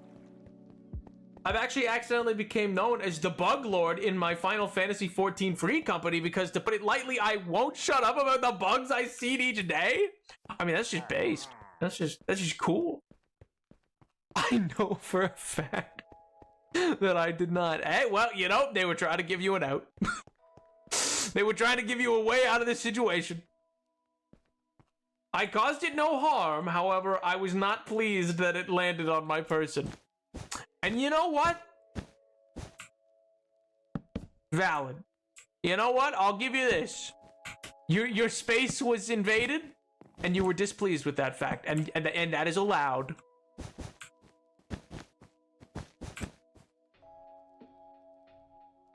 Nat being locked down there for so long, he forgot what food tastes like. Oh my god.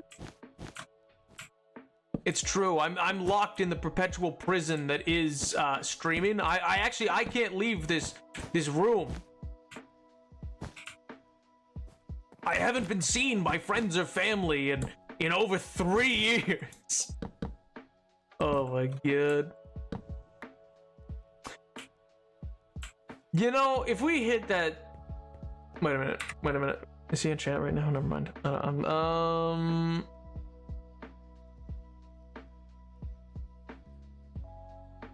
He is. Never mind. I'm not gonna say a word. Changing subject.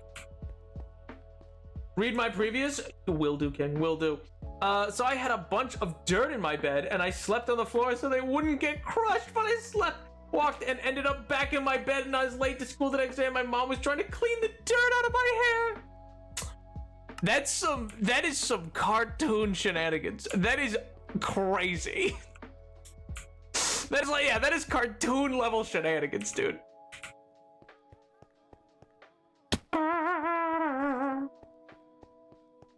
Oh man, I might make I might make the interior. Yeah, I think I'm gonna make the interior still oak as well. He told me, oh yeah, I'm not taking chances, King. I'm not updating any of it. It's not there for a reason. He was very kind and he hit it, and we're not. I am not incentivizing it. But I was gonna say, for the monkey game, let him rest my gut. That's what I'm saying. Do you know what you think you saw? But that doesn't matter. The sign's not up. We're not open for business. I didn't brush my hair because I was autistic and no one explained why to brush my hair. They just told me to do it or else, so I wouldn't because I don't wanna. Makes sense. I mean, if you're not provided a good reason, you know. But yeah, for the monkey game, I do, I don't know. That either will become like, maybe, well, we could do that for the Saturday stream, I guess. Yeah, because there's still a Saturday stream locked and loaded at some point to go off. There's been like 3 different times I've been trying to have it happen. Actually, funny enough, today's stream, I almost started 2 hours early. Because I had some time, but then I was like, oh no, I guess, you know, it would be, I feel it'd be weird to just randomly with no like input have moved stream and just done like the same 4 hours, but 2 hours early, like start 2 hours early. So we'd end it like, what would that be? 6:30, I guess, is the like halfway point.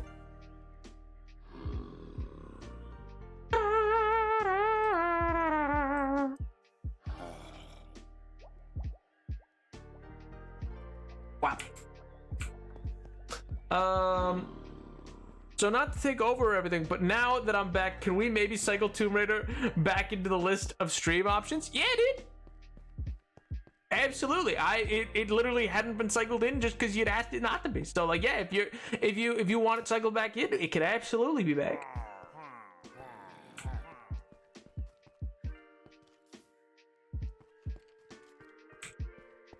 Back in my day, Genshin Impact was on the list of possible games. Yeah. The game had, I didn't, there wasn't exactly a lot of interest in it. Here's the Kingdom in the list of stream options. My god, Tomb Raider will be cycled back in first. Okay, like I said, like games, if listen, I gauge things on what seems to have interest. If there's a lack of interest in a game, we just cycle it out. That's all that happens.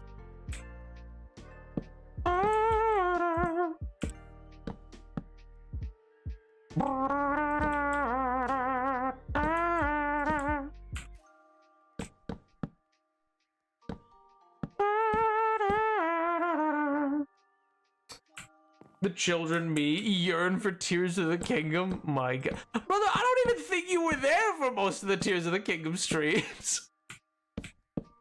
We played it a good bit. We are like on the last sage. Like we played for a good while. I think there's like 10 Tears of the Kingdom streams.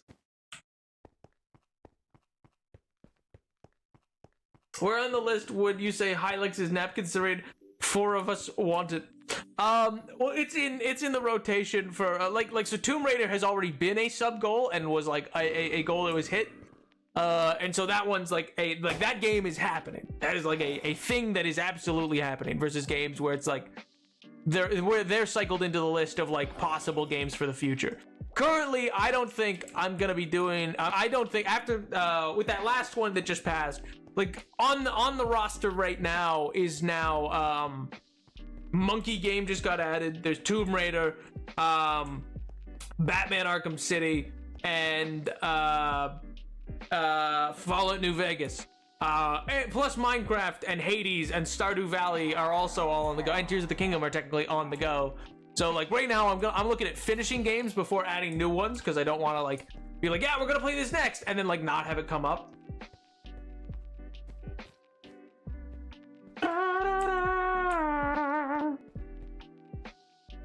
Did you finish Animal Well? No, that one I also didn't finish. So that one is also on the list. You are correct. We want a 15-minute stream, maybe? That either means it's a short game, or that, like, Ruba thinks I'm gonna lose my mind in 15 minutes and quit. So no Hylics. No Hylics right now. Currently, I'm just, like, just for now while I finish out other games, because we have so many on the go.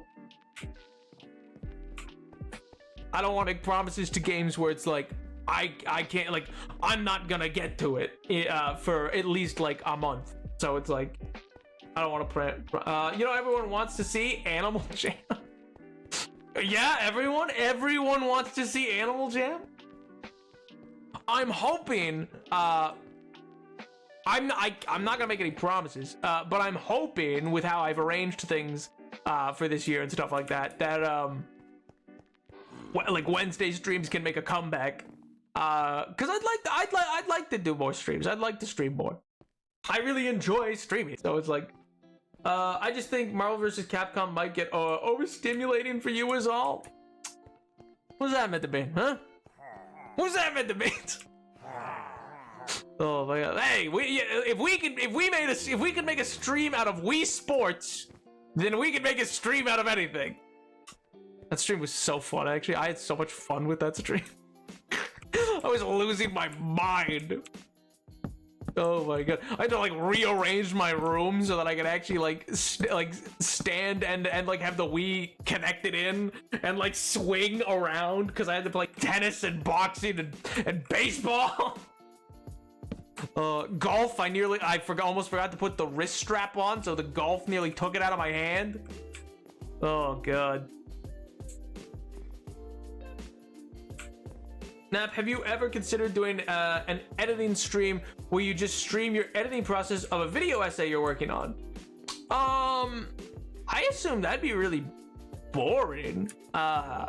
Like editing is really like editing for stuff like that is really just a lot of like my process for that starts with scripting. Well, I guess it starts with watching a thing, and then scripting, and then the actual editing process of the video is like I have to do the whole VO work, and then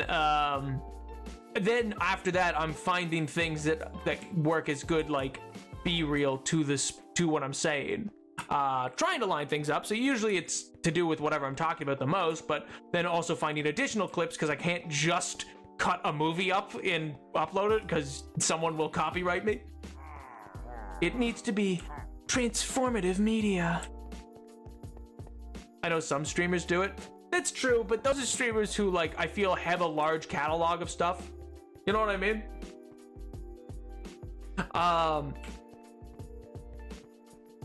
Also, I just would not want to have my file explorer be on where like all my like video resources are on stream. Because I have to name papers after my full name for submission on digital resources. I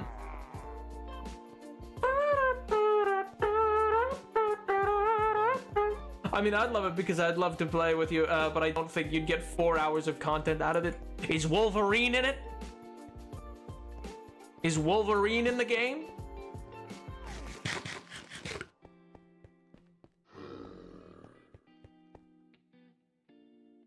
Chat stream where you edit in the background, but Nap, I want you to accidentally dox yourself. Welcome back, Medicine. It'd be funny though, Nap. Have you considered that? Oh yeah, me just losing my mind. Most editing for me, on those videos occurs with me just like locking in and then like not going to places and things I'm meant to go, and instead being like, all right, 24 hours, let's go, baby. And then like 9 a.m.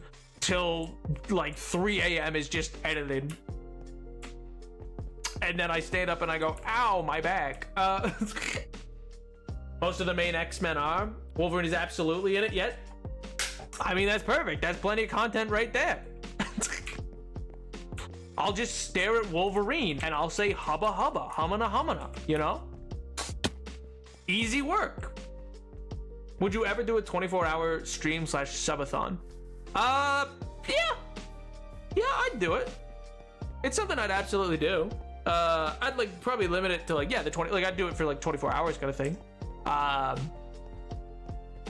would just need to prepare kind of thing. And also I like, for lack of a better word, I think to do something like that, I would need, I don't know how any other way to phrase this. So like, I don't mean it in any sort of negative way. It's just like, I feel I would need to be a bigger streamer to make that work. Because so many people, well, lots of people would like pop in and stuff like that for like a couple hours here and a couple hours there. There would be, just due to the nature of like what, not timelines, what am I thinking of? Time zones, that's what I'm thinking of. What time zones people live in, it's like there would be at least a solid like 8 to 10 hour period of just your boy and like no one else awake. And I'm like, yeah, I feel like that would be the hardest chunk to do. Oh man. Gets possessed and then wakes up hours later and it's all edited. Yup. I go, what happened? And I got possessed by the spirit of editors past. Snap Sims for Wolverine. That's gotta at least be by Bay. Oh my god. Right, I gotta shower, but I'll probably be back later. Deuces. Later, Rubba. Have a good rest of your evening, King. If I don't see you again, you should do a 58-hour no sleeping stream like Mello did. That doesn't sound healthy. That, I know Mello did it. It doesn't make it a healthy thing to have done.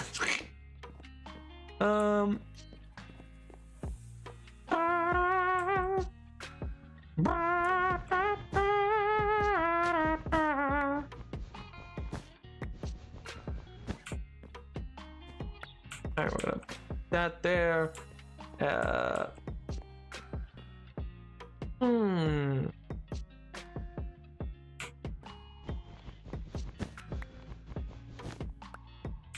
And then, no, you know what? It'll just largely be windowless, I guess. That's fine. That's fine. It'll largely be windowless. Happens.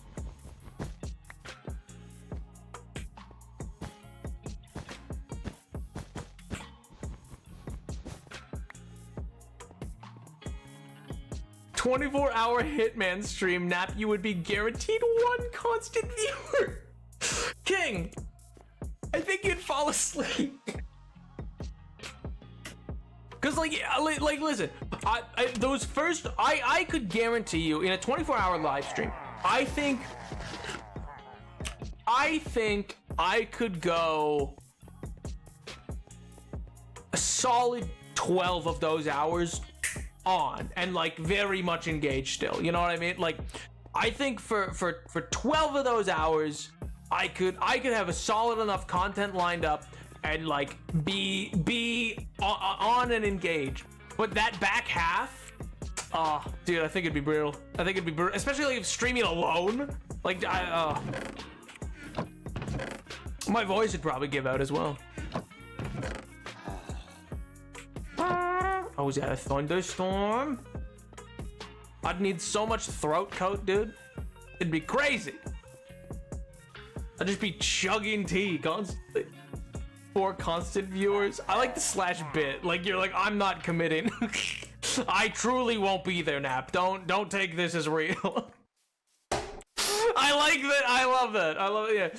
Yeah. Listen, I know that I am saying these words, but do also recognize this is a bit, and I will not be there. It is an absolute lie that I would be there.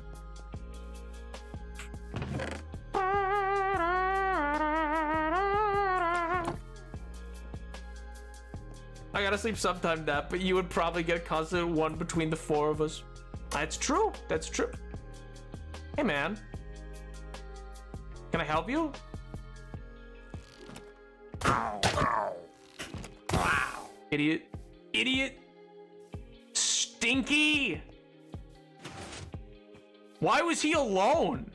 Why was that just one man tracking me down? That was like a bounty hunter, dude. It'll largely be windowless. Apple creating the MacBook. Oh my god. I mean, well, you could have said that. You could just say Apple creating the Mac. I mean, by the time they made the MacBook, they had already been not windowless. We could take shifts, each of us. Take a 6-hour time slot. Oh my god. Insanity.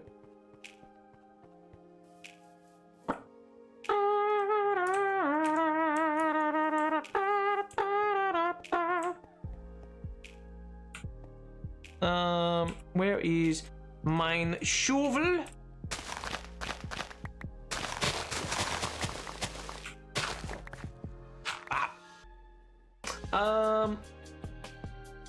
I'll take that deal. Hell, I could have the background during the lectures and stuff. I just thought Mac was shorter for MacBook. No, Mac, like Mac OS, like the Macintosh. Mac is short for Macintosh. Wait, are you? No, this is a bit. This is a bit. I don't know why I'm going to this bait. I don't. This is bait.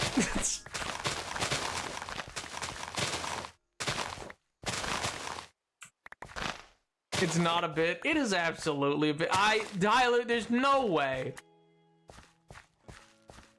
Now that I'm sitting still, the sad is catching up to me again. Okay. Okay. All you gotta do to beat the sad is just slam a monster. It'll be. Don't do that. That's. Slam a monster. Everything will be fine. Easy solutions.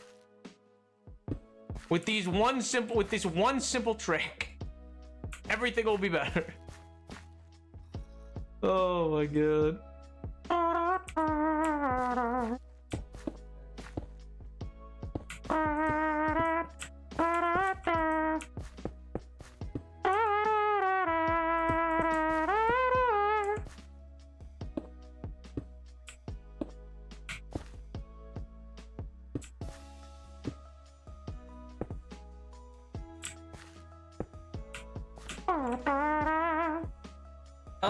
Nap, I swear to God, I swear to the God I don't believe in. That fills me with such confidence in your statements then. But I don't want to fight a monster. They're friends. Did you learn nothing from Undertale? I know I didn't say fight. I said slam. I get what you're saying. You know what? I walked into that. You know what? Fair ball. Fair ball. Oh my god. For real, a cup of tea sounds nice. Probably is. You should have a little cup of green tea or like some chamomile or something like that. Be delectable. Some oolong tea. Oh man, tea is actually phenomenal. I know it is just like it's just hot leaf juice, but it's real good. It's real good. Props to whatever person first figured that out, you know? Whatever person was like, what if we make leaf soup? Good for that guy. He changed the course of a lot of people's lives. Peach tea I have now. Ooh. The ginger would be very good. Ginger is such a soothing little ingredient.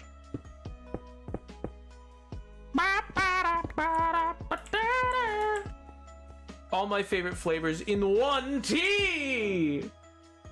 Sounds like a sales pitch.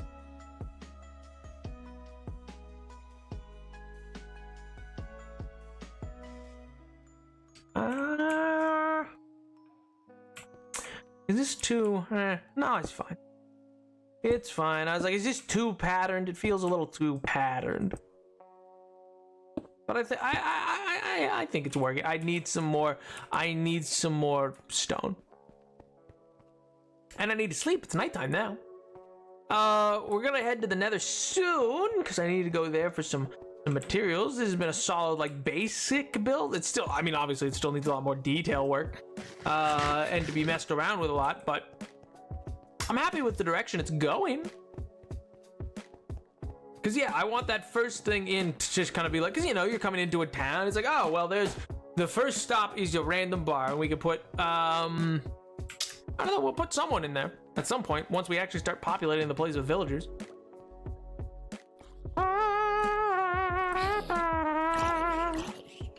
Nap, do a 24-hour cookie clicker stream.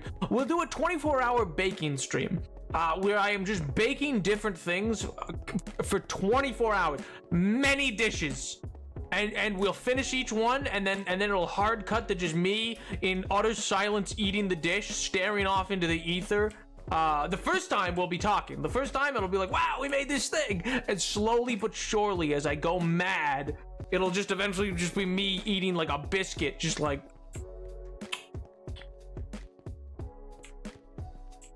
Oh. No other sound. Just me eating. Dead silent, staring into the ether. Diabetic coma speed run. Going for the record. I didn't get any stone. Why didn't I pick up stone? You know, all things considered, I have probably... I wonder how many stone brick blocks I've placed. Enough way to see. It is in the something. Maybe I clicked the wrong thing. Oh, stats.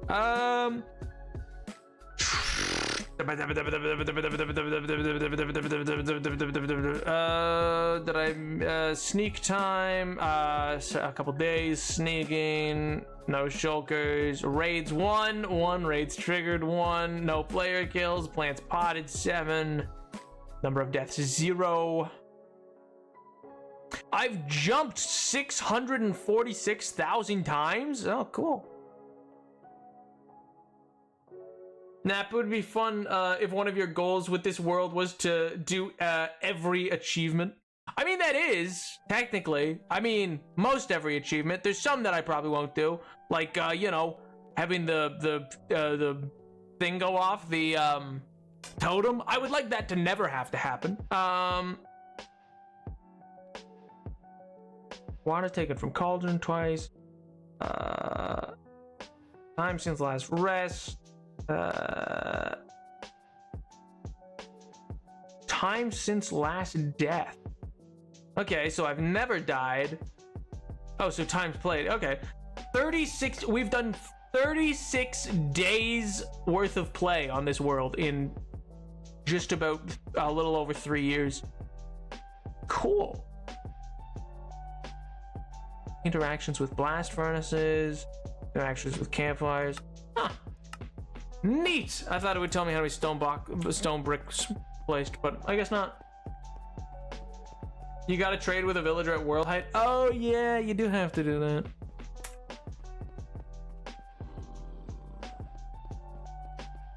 I forgot about that. There are a number of wacky achievements. You also have to like eat every type of food in every type of climate, I think is one of them. Or have been to every climate. I don't think I have that yet. Wow.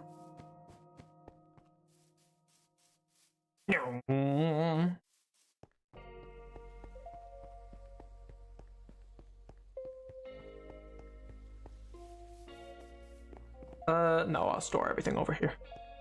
You also need to go to world height and then jump down to the world bottom to survive with a water bucket. Okay, so that's another one we're just not gonna do. That is another achievement we will never do on this world. Like, I'm never gonna do something to sillily risk my life with this world. I don't want the hardcore world to end.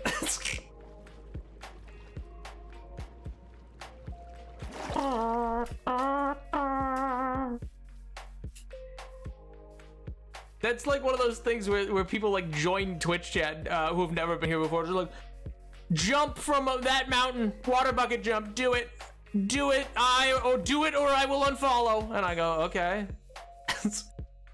Okay, man. I mean, I don't know. Like, okay, you're sure, go ahead. Like, you need to 100% Minecraft. Brother, I don't think I've ever 100%ed a game in my life. I don't think I have ever once 100% of the game. Yo! I'll do.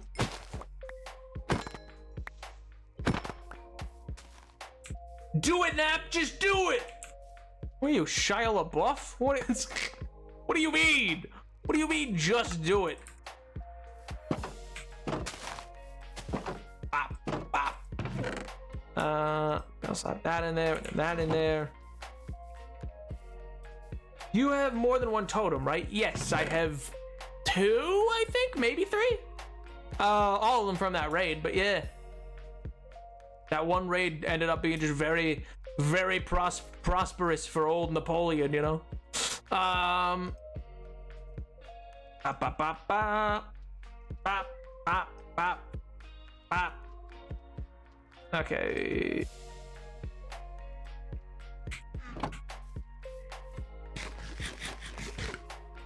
So you could use one to get the achievements. Yeah, of course. Yeah, oh, you know what? You're so right. Oh my god. My bees. Oh man.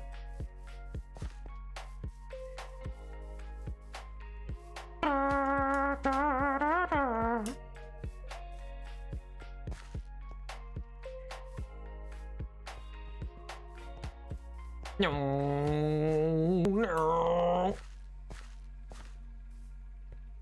You know what I learned, by the way? Fun fact. So, like, the new D&D books are coming out. For those that don't know, they're doing like a 5.5 type system. I mean, they're calling it one D&D, but they're literally they themselves have said like it's the half step between 2 editions. Basically, they're not doing a full restart because that would split their editions in half. But they are, you know, they are retconning some things. You don't have to use the retcons, but they are doing some retcons, etc., etc., etc.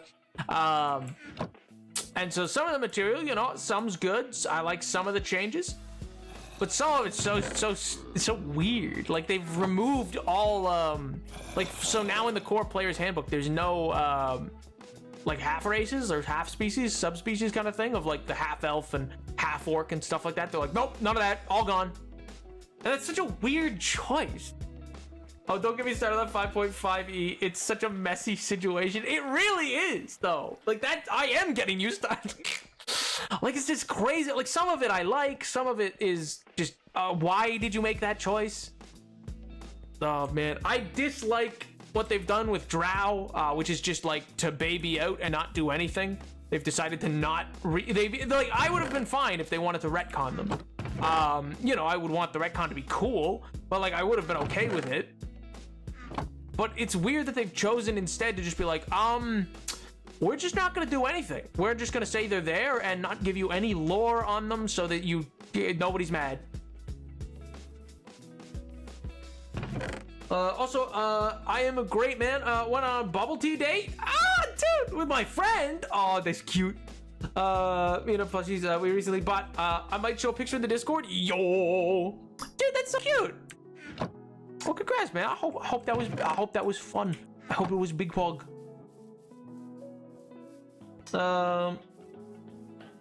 How do you know I'm not him? That's true. That's true. You could be Shia LaBeouf. It is not beyond the reasonable doubt that you are in fact secretly Shia LaBeouf.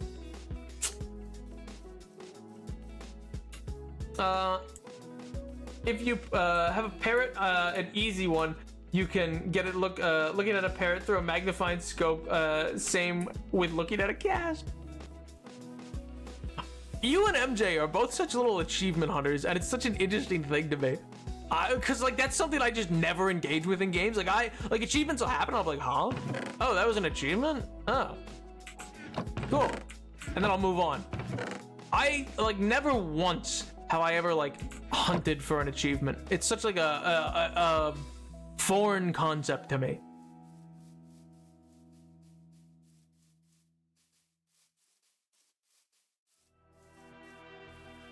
Isn't the greatest guy? Oh yeah, true. That's right. Actually, I forgot. Yeah, there has been a lot of bad stuff about Shia LaBeouf. I forgot about that. I always just think of him as the just do it guy, but then yeah, he did do some other stuff. I have over 600 achievements in Steam. How do you see your overall achievements?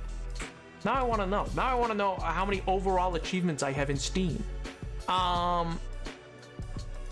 Probably in profile, maybe. Oh,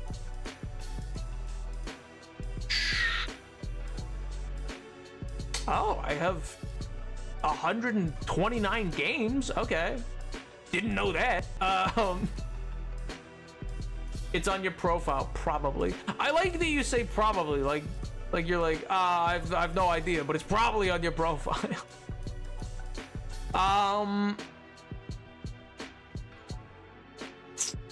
No, not there.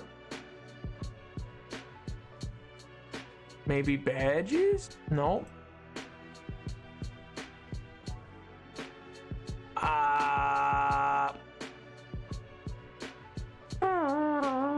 Like I see achievement progress on individual games, but like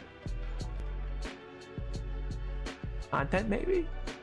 Nope, that's if I've made anything. Inventory, no.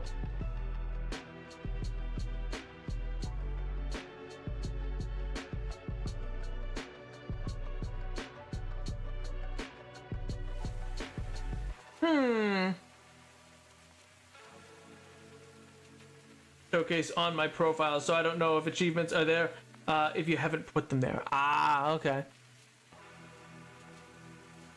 What do you, yeah, I don't know. Even in things like Baldur's Gate, I only have 24 of the 54 achievements. Or, in... Let's see, what's a game that I've played a lot of?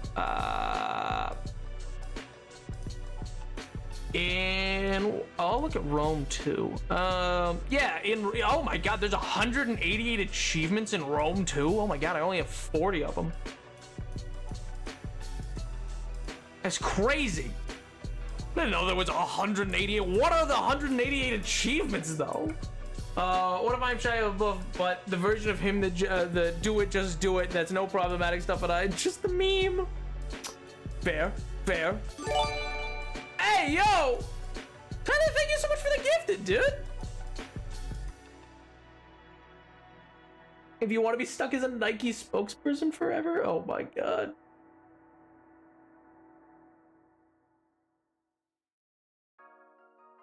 I still only played about 31% of my Steam library. I'm having too much fun with individual games to keep trying new ones. Fair.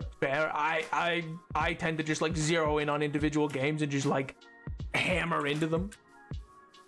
Oh, that's what I was gonna say. Yeah, if we for Monkey game, I don't know how much interest there is or isn't actually in it, so I probably will do it as a Saturday stream game, just because that's like, I don't know, it makes it like not like a normal stream game kind of thing.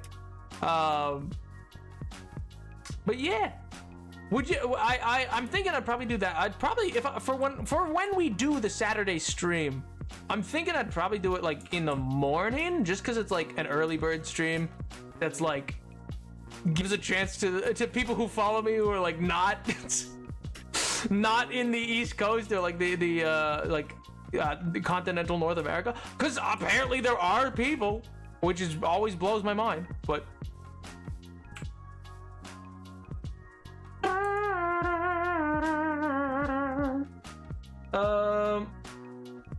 you followed Nap 4 days after me. Yeah, well, there was one day where I was on the RSMP and I was building my mansion when I spoke to MJ, Tiger, and you, Tyler, about The Great Gatsby. It was wacky. I've followed Nap since before the hardcore, I think, though for the life of me I can't remember what drew me here nor why I followed. It was around the time where I had started, like, so May of 2021 was when I had started first posting on TikTok the lore videos about Minecraft, of like, oh, I'm gonna do originally I'm gonna do 1 week of like all like deep diving the lore of Minecraft because I think it's neat, and then that became more than a week. But yeah, so that's where it like started, and that's where a lot of people came from originally. They were like, hey, I think that's pretty neat, and I was like, okay, cool. And then a lot of people showed up, and then one day in June I was like, yeah, I'm gonna. Oh, thank you for the gifted again, Tyler. Thank you for 2 gifted. Good lord, that's very kind of you. Thank you very much. don't have to gift. You know that, right? Like, believe the love of God.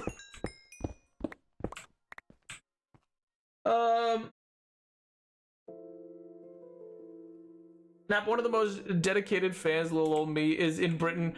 You gotta consider the times. That's what I'm saying. Like, there's lots of British people and Europeans and stuff like that.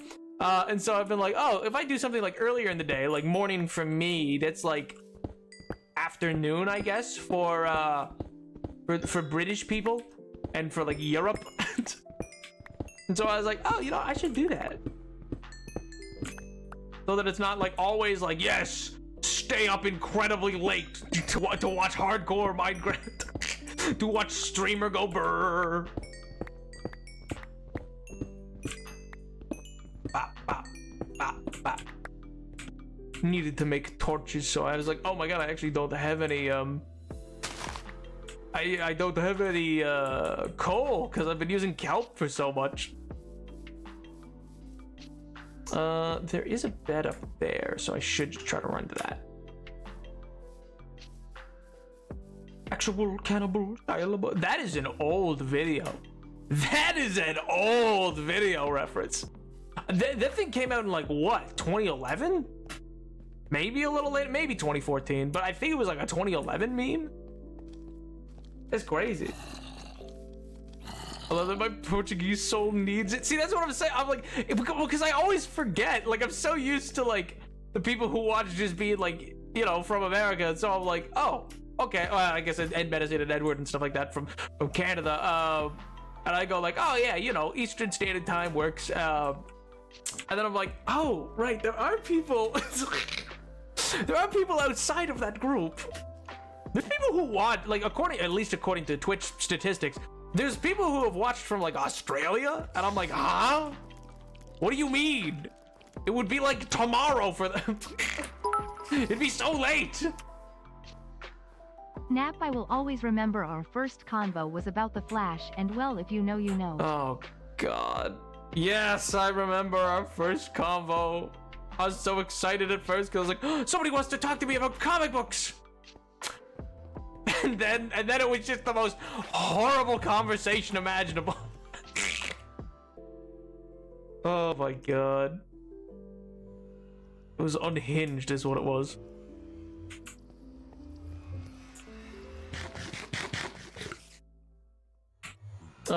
Yay, yippee, Canada, yippee! I was a fan of the Rob Cantor music, Shia LaBeouf music, long before I even knew Tally Hall. It's crazy to me.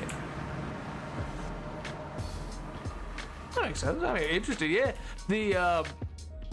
I mean, that video is, what's amazing about that video is I remember it because people like got mad because they like later learned that he, which like it wasn't like a hidden thing. He had a whole, and some people are like, he only published the behind the scenes video because he knew he was caught. And it's like, brother, he filmed the behind the scenes. It's like he filmed it as it was happening.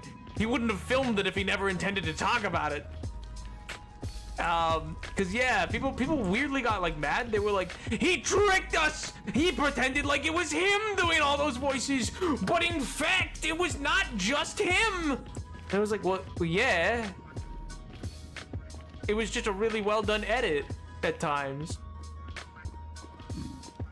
That's not the Shia LaBeouf video. That's the video where he does a song in in 21 impressions. Wait, what are we talking about? The guy who did the actual Cannibal Shia LaBeouf, like the guy who did that video, also did another viral video that was like one song and 40 impressions or whatever. And like people were like, wow, this is a great, this is fantastic. He does all, how can one man do 40 perfect impressions? But the bit was that like it wasn't just him. He was lip syncing to, like, he hired a bunch of actors to do these impressions and then he lip synced them. That guy was cooking. Oh my god, look at little boy run. Golly, run Forrest run. Oh man, nowadays that video would have been done with AI. Yes it would have been. And there's a whole, hey, I got a whole video about it, baby. I got a whole video about the death of creativity. It's the same way that I think the Ratusical would have never happened today. I think you would have eventually had somebody use Patton Oswalt's Remy to sing the songs with AI, and that people would have had a good laugh, and that would have been it. But no, that's honestly, yeah. You know what? Next video, a retrospective on that video. Just be like, if this was made today, it would have been AI. I'm just kidding. You can't really make a video out of that. That's that would be making a mountain out of a molehill. That'd be a one-sentence video, but like blown up. But it's crazy though how things have like changed. A retrospective on Shia LaBeouf. I'm not talking about Shia LaBeouf. I'm talking about Rob Cantor. Because he even got like some pretty like famous voice actors to work on it. But yeah, anyway, people were pissed. They were like, he lied. He's not actually that talented. And it's like, well, no, he did like 7 of the impressions. It's just, and then he brought in other people. Like the point was that, whatever. It was such a weird like thing that people got mad about.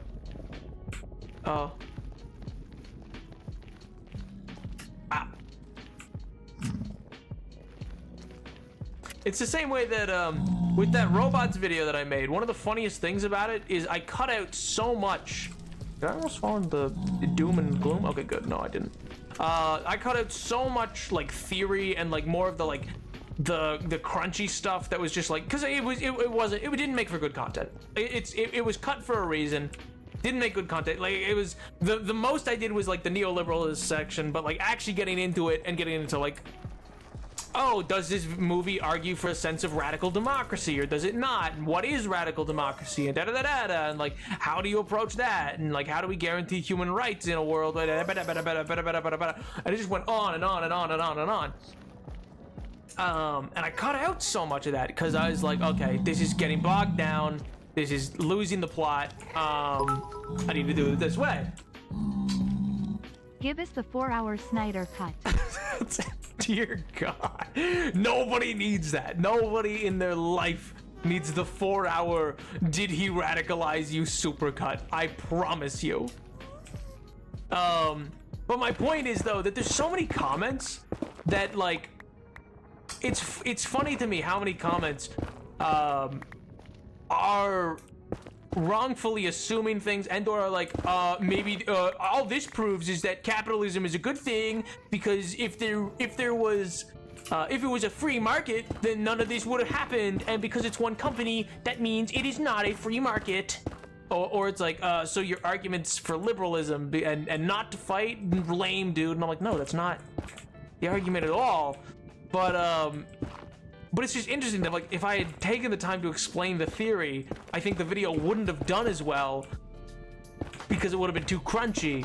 But by not explaining the theory, in turn it leads to people like ripping in who don't understand the theory. Like people who are ripping into that video about capitalism and the idea of like, oh, a free market wouldn't allow for a monopoly, fundamentally misunderstand capitalism. Because it's like, okay, no, you're saying a deregulated, totally free market economy would not allow for that. But that's, if there were no regulations, nothing prevents a monopoly from existing. You know what I mean? Like, that's the point of like why one crux of that video is the idea of regulation being a good thing, is that people don't realize it, but the idea that you can't have a monopoly has nothing to do with free market capitalism. It's just at the time of the inception of capitalism coming out of mercantilism, the concept that like one company could control so much power, have so much power and money to actually be able to like control like one company that goes global and can do everything like a Walmart or an Amazon was not possible. So the idea of a monopoly was like an unfathomable idea. Because the free market would always check and balance itself, because the idea is like, okay, you might be overcharging for like hammers, but the guy who sells nails isn't. You know what I mean? That is why I'll be voting for Donald Trump and not communist Kamala. Dear God, you could at least throw a /J on there, King, please. Please. But anyway, as you can see, this is all very dense. Oh, one second, I missed. Do a video on Tally Hall and stuff. I'm sure you could find something there between the moment in Spotlight, the meaning behind the song, and Joe Hawley. I don't know a lot about Tally Hall, to be honest with you. But Joe Hawley had a moment controversy and stuff posted. Tally Hall would be great for ad revenue. Oh my god, people would just come careening in and be like, what's this? I live in the super red state of Massachusetts. Oh my god. But anyway, my point being that it's interesting how many people will with their full chest be like, oh, that's because free market, it didn't allow for a free market. It's like, no, regulation is what prevents monopoly. It's very limited regulation, like that's not immense regulation, but the ideas that most people have about like regulated companies existing come from a time where like the only regulation that it was like, you know, a company being broken up by the government being like, oh, that's a monopoly. But that's not part of the basic free market. That's government interference, baby. That's a government being like, actually, we're gonna physically force you to stop being a company. Which is crazy. They don't do it very often. But it's like the concept, I think the last people who had it happen was Microsoft and maybe AT&T. And that was in like the 80s or the 90s or something like that. I think it was the 90s. It was under, yeah, it would have been the 90s. Where they got broken up. They've actually since reformed. And the FCC, for whatever reason, has had no issue with it. But it's just, I love government interference, especially when it causes small businesses to go bankrupt. Oh my god. Yep. You're so right, King. You're so right. Me personally, I love government going, actually, you're a monopoly to a small business, because they do that so often. I love when a government forces a small business to pay livable wages, and they go, well, now I'm gonna go out of business. And then you go, okay, well, any business that can't stand on its own accord and pay livable, serviceable wages probably shouldn't be a business at all. Maybe the market's oversaturated. Fun fact, that's actually a quote by FDR. It's slightly paraphrased, but yeah, like where his statement is, like, any business that can't pay a livable wage does not deserve to be a business. Like, if you can't pay it, then you don't deserve to be a business. Like, it's like,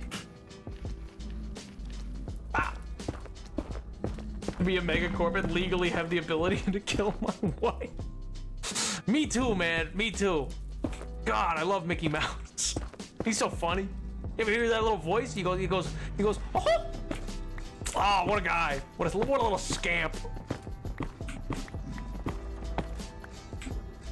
Oh, man. I like it because they make they kill his wife, but then they make more Marvel movie. And they make more Marvel movie, and I go, oh, ho, ho. That was so quippy. It was so quippy of you, Shang-Chi. Oh, every character so quippy, Loki. Oh, funny joke. Love it when he goes, what happened? In fairness, I do love it when he goes, what happened? That is a fact. That is actually just truth. I can't fault that. But anyway, enough about capitalistic theory. That is quite literally what no one is here for.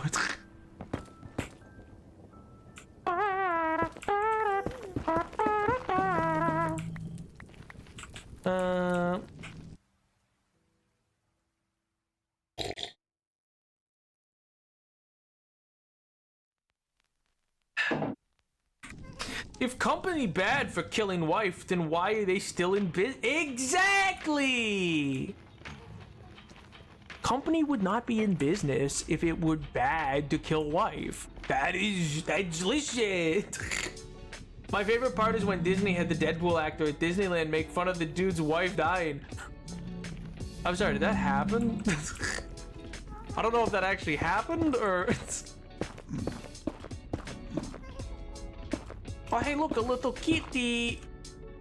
Little kitty. Oh, sweet Jesus. It just spawned right there. Why? Well, so long as none of them acknowledge me.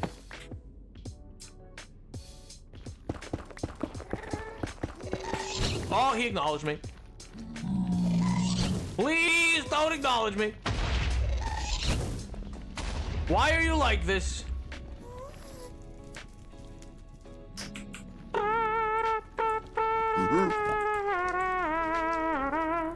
Avengers Campus Deadpool actor made a joke saying that he was late because he had to read the full terms and service.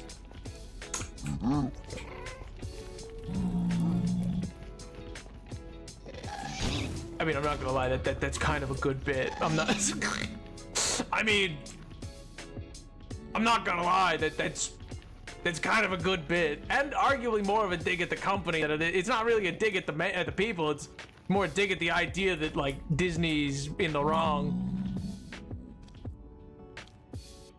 Love to see the video of Deadpool actor from Disney. Yo. Like, was it the best idea? Probably not. Kind of a good bit. Kind of a, you know, kind of a good bit. Let's do that. One stack there. If I go all the way up there, maybe I get more. Let me get a bunch of this stuff real quick. I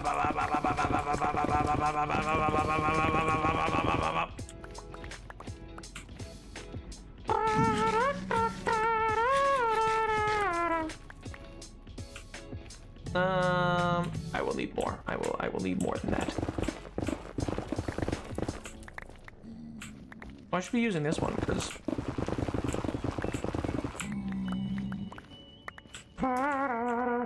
Disney can't be bad. They do Pride Night one weekend of the year of their amusement park after hours. Exactly. After hours and I think they even like upcharge things, but hey, come on. Because what says that what could possibly more say that, you know, you're okay with the LGBT than making them have to come out only at night and in the dark and not visible to the public normally?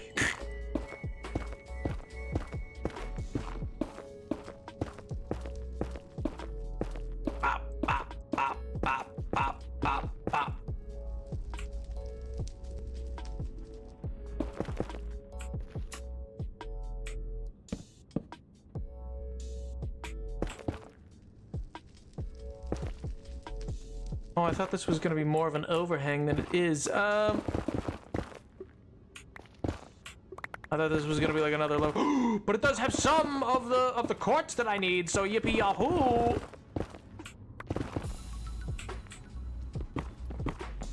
Bop bop bop bop bop bop bop.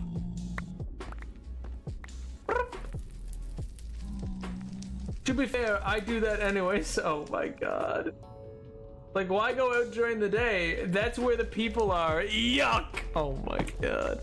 Haven't you heard the song? The Disney song? I want to be where the people are.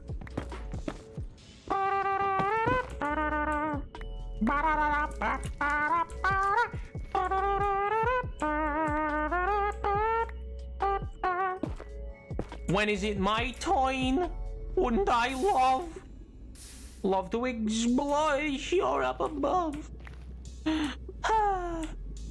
I want to be part of your world. I don't know why I went vampiric there for that, but you know what? It worked. Venge it my toy, and I love to explore.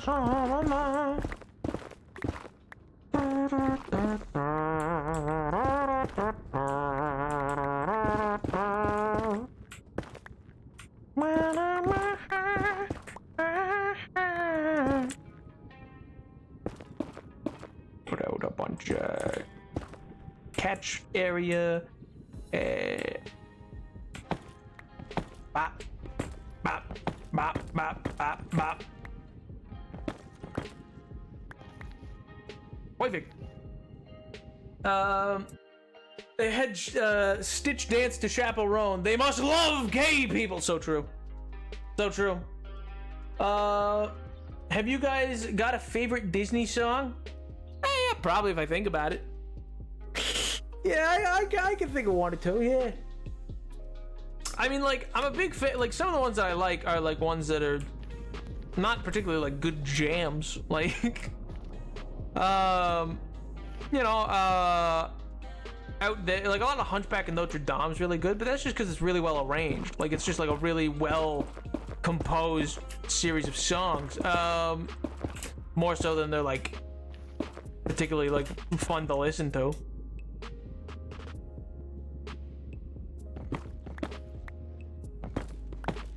I mean, all things, yeah, Disney's music is like fantastic.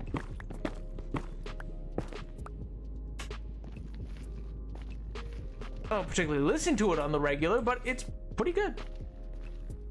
Zero to Hero is pretty dope. That's true. That's true. It's just it's fun. It's a fun time. Zero to Hero. Oh, it did lead somewhere. That's cool.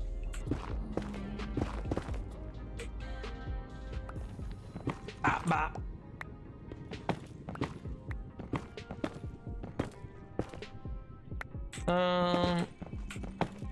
I do have a lot of, I do have a lot of Little Mermaid songs that get stuck in my head. Well, I guess just like Part of Your World, I think is one that's like an earworm that'll get stuck in my head every so often. But I don't know why particularly. Like, it's not like I've only ever seen like 2/3 of that movie, I think. Jesus Christ, Tyler. But yeah, I think a lot of the Hunchback stuff. What's another good one?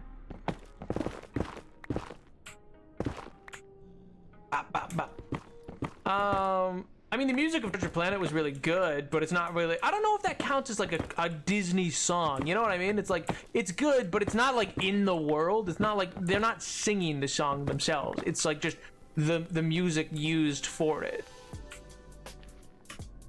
So like that's in this like weird space of like not really being Disney music, and more just being like music that appears in a Disney movie. Like, what did Disney put in that song from Little Mermaid to make it like that?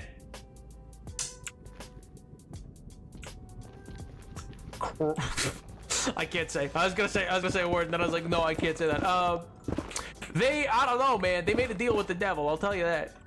Like they'd have to.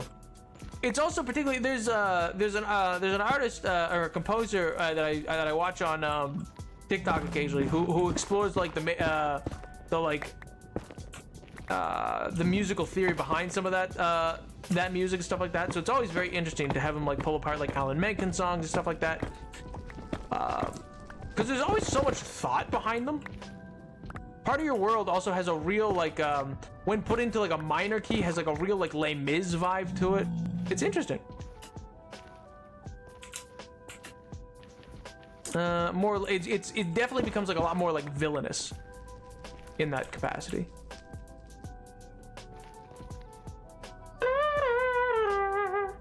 To this day, my mom talks about how my older sister would just watch our VHS of Shrek over and over to a point she knew all the words of the film. But to be fair, we were poor, we didn't have many films to choose from in picking a favorite. I mean, Shrek's a solid movie to pick. Is this year the 20th anniversary of Shrek 2? Is that what it is? The Sovereign Majesty has returned. Oh my God, Charles! Welcome back, Rob. Oh. Wasn't it a gay man who composed Little Mermaid, Beauty and the Beast, and others? Probably. It sounds right. 1 second.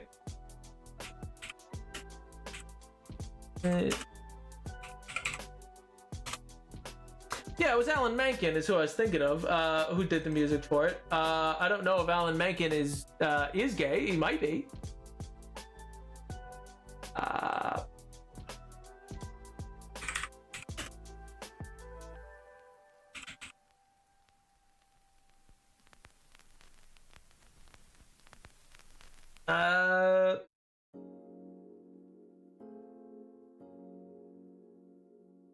I have no idea. I can't. The short Wikipedia page he had that opening lines. Don't tell me. But yeah, Alan Menken's who did Little Mermaid, and a number of like he's like a juggernaut of like Disney music. He was a comment Disney famously loves people. Oh my god, living, breathing, thriving, showered, moisturized, powdered, perfume, rested. Heck yeah, dude. Let's go. I'm in hell. Just figuratively though. Just hanging out, you know? Just getting some quartz. But yeah, we were talking about Disney music and stuff like that. Because I often have this song from one song for the Little Mermaid, like the Part of Your World is a song that I like will always just worm its way into my mind. I don't know why. Probably because it's an easy it's an easy trumpetable song. Because its melody is so simple in that way. Not simple in a negative way, just like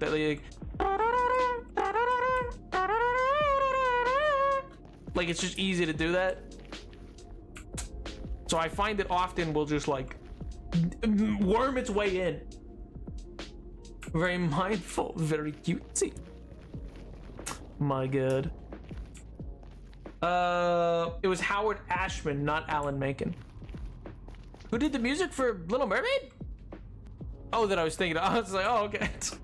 I was like, I'm pretty sure Alan Menken like famously did the music, but so was he like another contributor?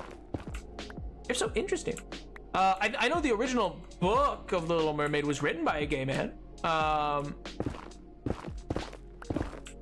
think it was like meant to be a love letter in some way to the guy he liked. I don't recall the rest of the history to it, but yeah. My favorite anecdote about Part of Your World is that they inspired it almost entirely off of Somewhere That's Green from Little Shop of Horrors. Well, what's interesting, I quite like how flexible a song it is in terms of like its melodic approach to things is very flippable from major to minor key, but still maintains its like core identity as a song. And I don't know. It's like a weird, like not important aspect, but it's something that I find is indicative of like when a song is like really solid. Is if you can flip it to the minor key and it still has like a similar vibe. Or collaborators, Howard did the lyrics. Oh, nice.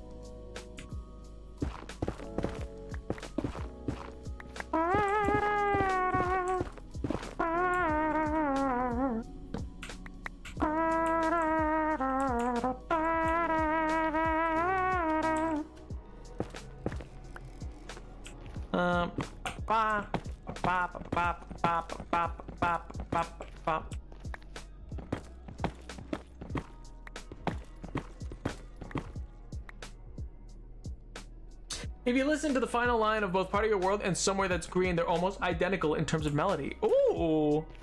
I have to line those up afterwards. Bop, bop, bop.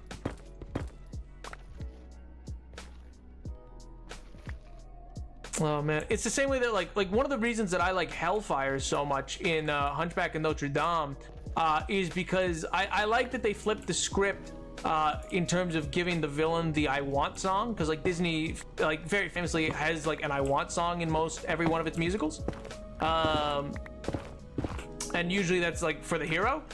But in the case of like musically how they do it and how they set it up,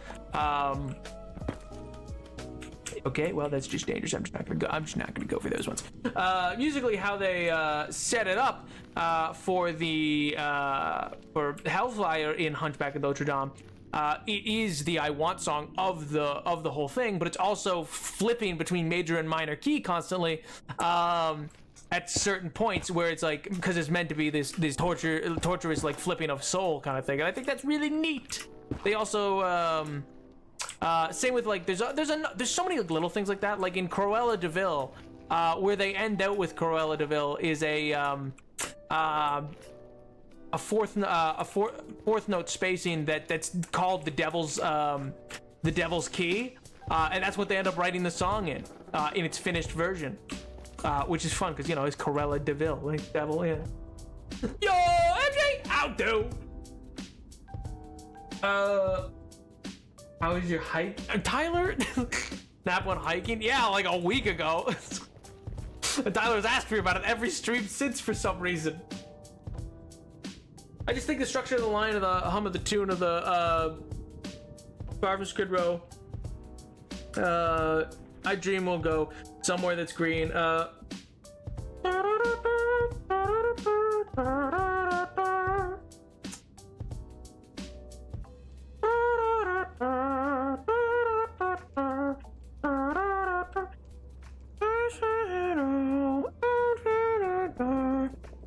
yeah, that does line up. Lines up perfectly. The artist I was talking called Alien, by the way. Alien by the way. Ooh. Hi, I was here the whole time and will continue to be here the whole time. Don't worry about it. Haha, I'm with my friends in apartments. The haha really sells it. It really sells me on it. I was here the whole time. Haha. Yeah, that's the part that I think really stands out as convincing here.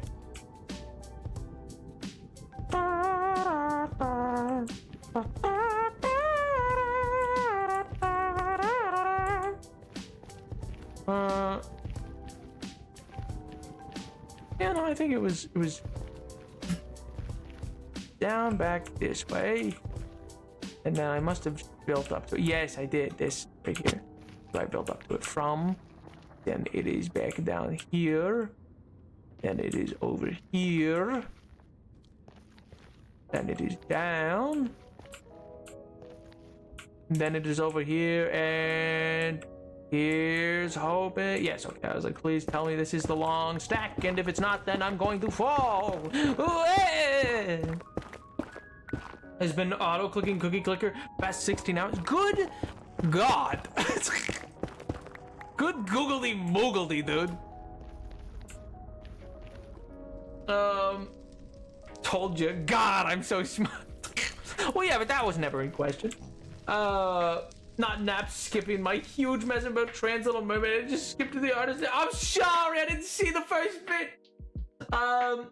You've just reminded me that the You've just reminded me that the Little Mermaid short comic, an artist I followed, made where it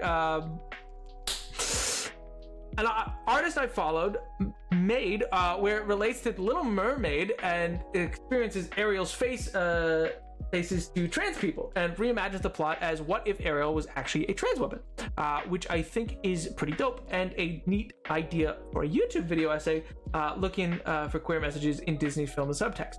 That is an essay that I, that kind of an idea of an essay is an essay type idea. Personally, I've always found interesting. I can't ever do it, but it sounds interesting. It's not an essay. I don't think it's an essay that benefits from somebody like me doing it, but you're so right. It's absolutely something that not that you're saying that I should do it. I'm just saying that, like, yeah, it's one that I also have been like, oh man, that'd be a really cool essay to do. But I myself, quite literally, I just don't think I would ever be the one to do it. Anyway, apologies for the message skip though, King. It was not my intention.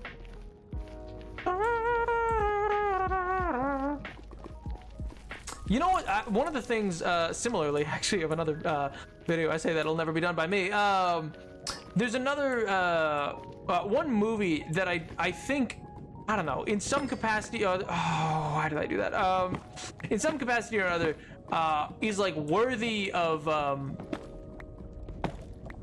being like re-examined, not even necessarily like re-examined, just like or not necessarily re-examined or recontextualized, but like the music alone could have its own essay. Is like the music in Pocahontas.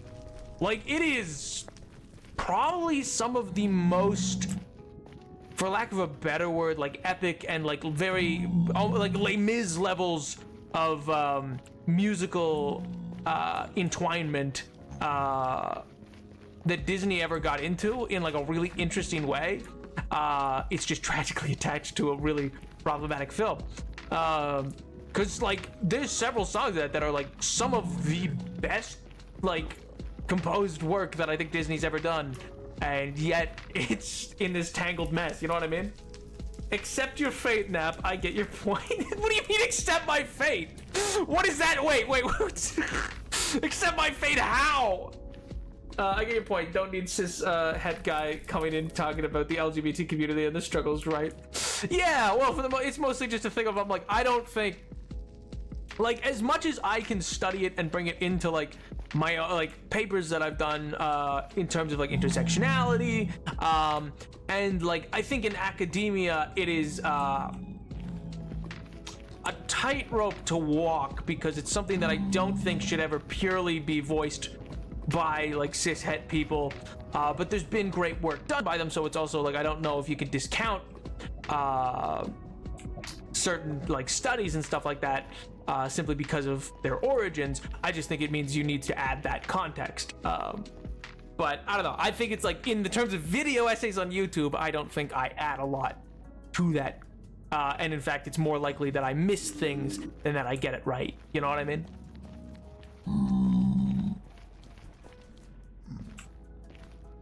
What? Where's the way out? What? Oh. I was like, what? Huh? I believe the lead character design for Disney during the Renaissance period was gay, which is why so many other characters in that period ended up being inspired by real-life queer figures. See Ursula as divine. Ah, that would make sense. Which is always like it's like right down to like the laugh. Like it's crazy. Like so many elements of Ursula are like literally like one for one rips. You know what I mean? Yo, right out though.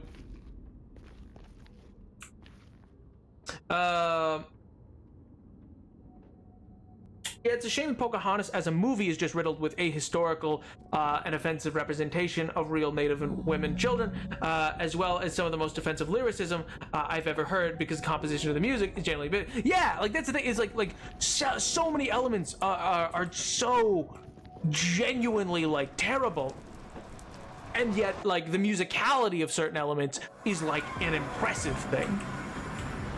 And even like some of the animations, some of the most beautiful animation they ever did. It just like it's just in this really complicated movie in that way. It's the same way that I've mentioned this before. Again, it's an essay that I'd never do, but I'd love for someone to do. Is how representation in Disney films has changed as time has gone on, because you got like the people making Pocahontas thought they were being progressive, and not only that, like because they were like, oh, and we consulted with one of the real tragedies, they consulted with so many like actual Native groups, and then they listened to those people, heard them out, got notes from them, and basically threw all that information out. They threw all that out, disregarded them, and didn't listen to their critiques as the rest of the movie went on, so that they could just slap their name on it at the end and be like, oh, we consulted with these people, so their seal of approval's on it. All of those people, by the way, who consulted on it have hence said, you know, like, if I could remove my name from being attached to that, I would. Like, I do not support what they did. They did not show us a final product before asking, and so they misrepresent lots of things. And so it's there's some elements of that are like a dark aspect of it, but it's interesting that it's like, oh, they thought they were being progressive versus, because they did this whole thing of like, oh, we want to get this right, versus you know, the traditional stuff they had with like Peter Pan in 1953, and then they have that, and then they had Pocahontas, I think in the 90s, into Brother Bear's representation of Native populations versus Lilo and Stitch's representation, which are like about a decade afterwards, which then that goes again versus Moana versus like, so it's this really interesting like essay dive I think you could do into like the history of animation changing on that front. But I don't know, it's never going to be an essay I do, but I think it's interesting.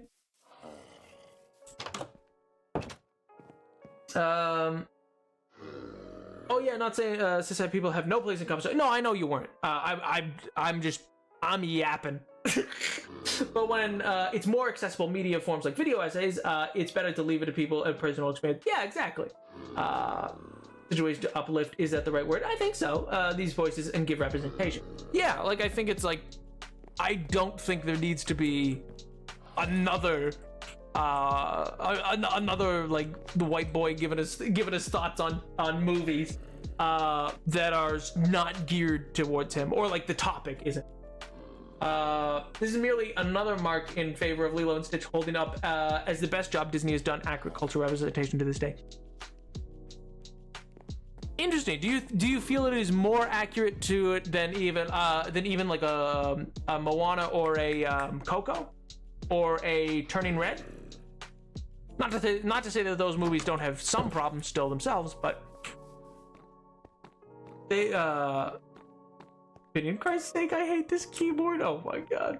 Like, it's not like I recognize these patterns, it becomes I recognize these experiences that I've felt and provides more authentic experience. All of this is just my opinion, of course. Yeah. Well, I think it's a perfectly valid opinion to have.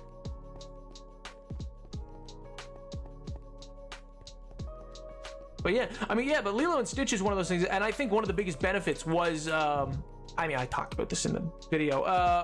It's interesting how many things got cut, because they clearly, like, the creators really wanted to dive into like the issues faced by native populations in areas like Hawaii that have become like overrun with tourism. There was this whole element of tourism that just never got tackled in the movie that they had intended to tackle. They even like got into like some pretty far along animation and voiceover work for it, but they just ended up cutting because it just didn't fit into the pacing of the movie. But it's one of those things where it's like like those scenes add a real like depth to the character of Lilo and her experience that I wish had got left in. I really do think it adds something to the movie.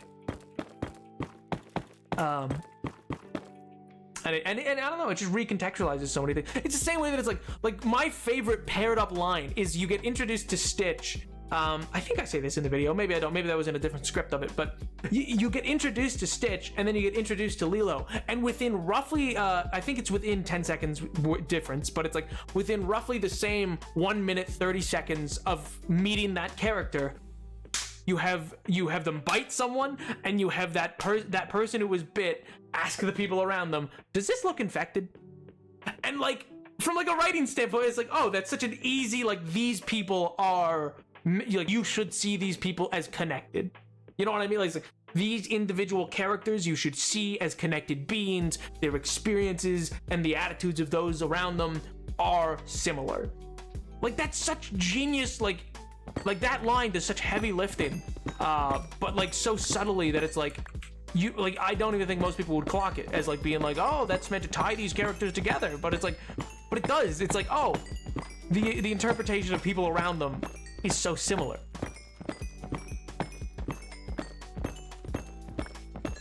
See, but even without those scenes, the presence of the rampant tourism is still felt through it.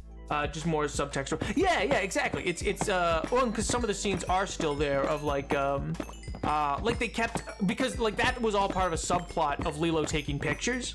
And they still keep the one scene of like, aren't they beautiful and stuff like that. So they still keep some of the sequence of her like taking back that identity of like making the tourists the focal point of a what's the word I'm looking for? Making the tourists the focal point of being an attraction rather than herself being the attraction to them. You know what I mean? If that makes sense. But man, and it's such a cool thing that like there really is, like, I mean, the biggest villain you have is like Gantu, and even that, he's kind of just like, you know, I'm not saying he's right to do it, but I'm saying like as far as villains go, he's really just like doing what he was tasked to do. He just does it aggressively. Otherwise, it's like, yeah, like, you know, Jumbo's just trying to get his freedom. He's not really a villain. He's more of an anti-hero, if anything. Cobra Bubbles is the representation of the government and is clearly like, you know, he's empathetic to the situation, but he has to do what he has to do. And similarly is the space government is like, yeah, like this abomination doesn't seem to be able to be a person, so we're gonna get rid of it. But then they're like, oh wait, he can be a person. Okay, then let's let him be okay. What are we talking about now? I lost track because I went to do something that had to shut off sound. We're talking about Lilo and Stitch as like a focal point of representation. I just adore that movie, like a lot. There's a whole other element that I also never got into on that movie of like, I mean, I touched on it briefly, obviously talking about like, yeah, and he's like one of the biggest, it's, still is, like next to Mickey, Stitch is probably the biggest, like, icon character they have kind of thing for merch. Which is like, really weird. In the context of so many elements of that movie, you know what I mean? And yeah, I still think Lilo and Stitch did a better job than later Disney films because it was free from the trappings of self-congratulatory see-look representation moments that modern day Disney suffers from. That's fair. That's fair. I don't know. I think I could build an argument to say Moana escapes that trapping as well, but I could still see, I could concede the point on that. Yeah, it really has become this thing of like they were on the right track, and I don't even know. I don't know what derailed it exactly. Like off the top of my head, I don't think I can point to like the thing that derailed it, because Disney, like through the 2000s, was just kind of like inherently on the right track, but then as that happened, it became more and more like in vogue to be on that track, and so they were more heavy-handed with it. But then like that, and that wasn't the problem per se. The next best one after Lilo and Stitch, let that be said outright. Well, that's kind of like where I'm at. Like I'm like, because I can't think of what was heavy-handed in that. Coco, I think a case could be made that Coco still suffers from that a little bit, but I think that was more I think if you put Coco in a vacuum outside of the marketing, then you would have then it could be considered the same. But I think the marketing that existed for Coco, and the like explicitness of that marketing to be like, see, look, we're representation, I think has colored the view, or tinted it at the very least, the view that people have on it. Which is a shame. It's, again, another really beautiful movie. But yeah, I don't know. Pocahontas is one of those ones where it's like so many elements of it are like are firing on all cylinders, but it is just wrapped up in so much problematic material, writing, artistic choices that like it's such a mess.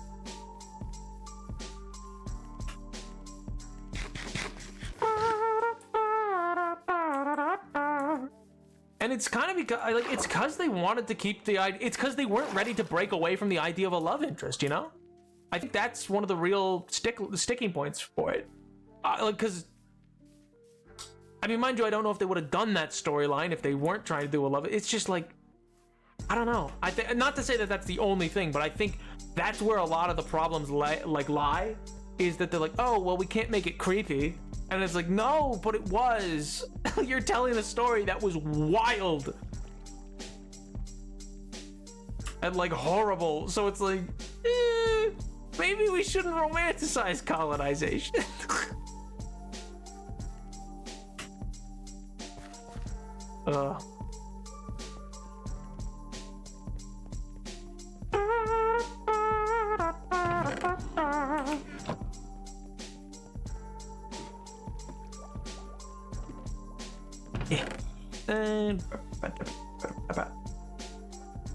Like, you know, the only time that I want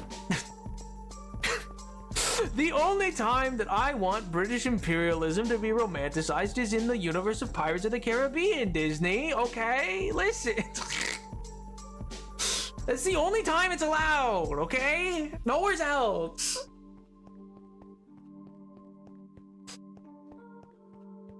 One of the themes I picked up in Lilo and Stitch is a lot of people positions of authority and power trying to do the best for people in the restrictive system there. Cobra Bubble's trying to help Lilo and Nani, but accepting that he has a job to do, and United Galactic Federation accepts that they need to protect their people to give Stitch his freedom under guise of banishing him to Earth or whatever. It's a small thing, and it really want to watch the film more. Yeah, well, like that was a whole section in I don't know if you don't have to obviously, but like I don't know if you've watched the video I say I did on it, but yeah, that was like a whole element of it that I think such a mature storytelling element is like they made Child Protective Services be like an integral portion of this story. It's like that's an insane move, and like especially because they do clearly intertwine it with how that plays into the narrative of the U.S. government like tearing apart a Native family. From what essays and interviews I've read on it, it seems that as though certain people, groups of Pacific Islanders took issue with the light homogenization of Polynesian culture within Moana there. Sort of a less intense version of what we saw with Raya and the Last Dragon and its treatment of Southeast Asian cultures as a monolith. That's fair. That is fair to like take issue with, but and not again. This is probably a stupid move. Not to provide like an intensive defense of it, because obviously my opinion is not like gonna be a be all end all. But my understanding is, the very least, is what they like, what myths they were pulling from, largely are all a share, like a part of a more groups that had a more shared mythos. The problem would be that they make it sound like all of Polynesian cultures had those myths, whereas really it was more of a selective group of them, which is like a problem. But at the same time, that does also happen like in most movies. Not even just about like native, like about any population, is you homogenize things to some degree. Like they I don't know, like they homogenize the stories of most Disney princesses in the way that it's like, okay, we're gonna make this, okay, this story exists in like 3 cultures, but we're gonna homogenize it to the Prussian one because that's the easiest one to adapt for film. Doesn't make it right, but it does make it more, I don't know, understandable. Why did I come? I'm so used to coming here. I'm so used to coming here for this specifically. Oh. Man, I love the Pirates of the Caribbean movie. I'm still thinking about them. I was joking, but at the same time, oh, fantastic movies. I mean, don't get me wrong. For the longest time, they've confused me deeply. Like those movies confused me in a way that I've never been confused before. Namely because Keira Knightley just looks identical to I can only think of the name Padme. No, why can't I remember her name? Natalie Portman. Keira Knightley and Natalie Portman just looked a lot alike, and I was very confused by that for a long time. Yeah, most things are unfortunate, but it's not as bad as doing stereotypes of like a certain group. Yeah, most things are unfortunately, but it's not as bad as doing stereotypes of a certain group. Yeah, and that's the thing, is it's like the issue becomes when it becomes stereotyping. Speaking of pirates, I recently started watching Our Flag Means Death. Yo! Sick. Good show. Or at least I really liked its first season. I didn't get into its second season, but I quite liked its first.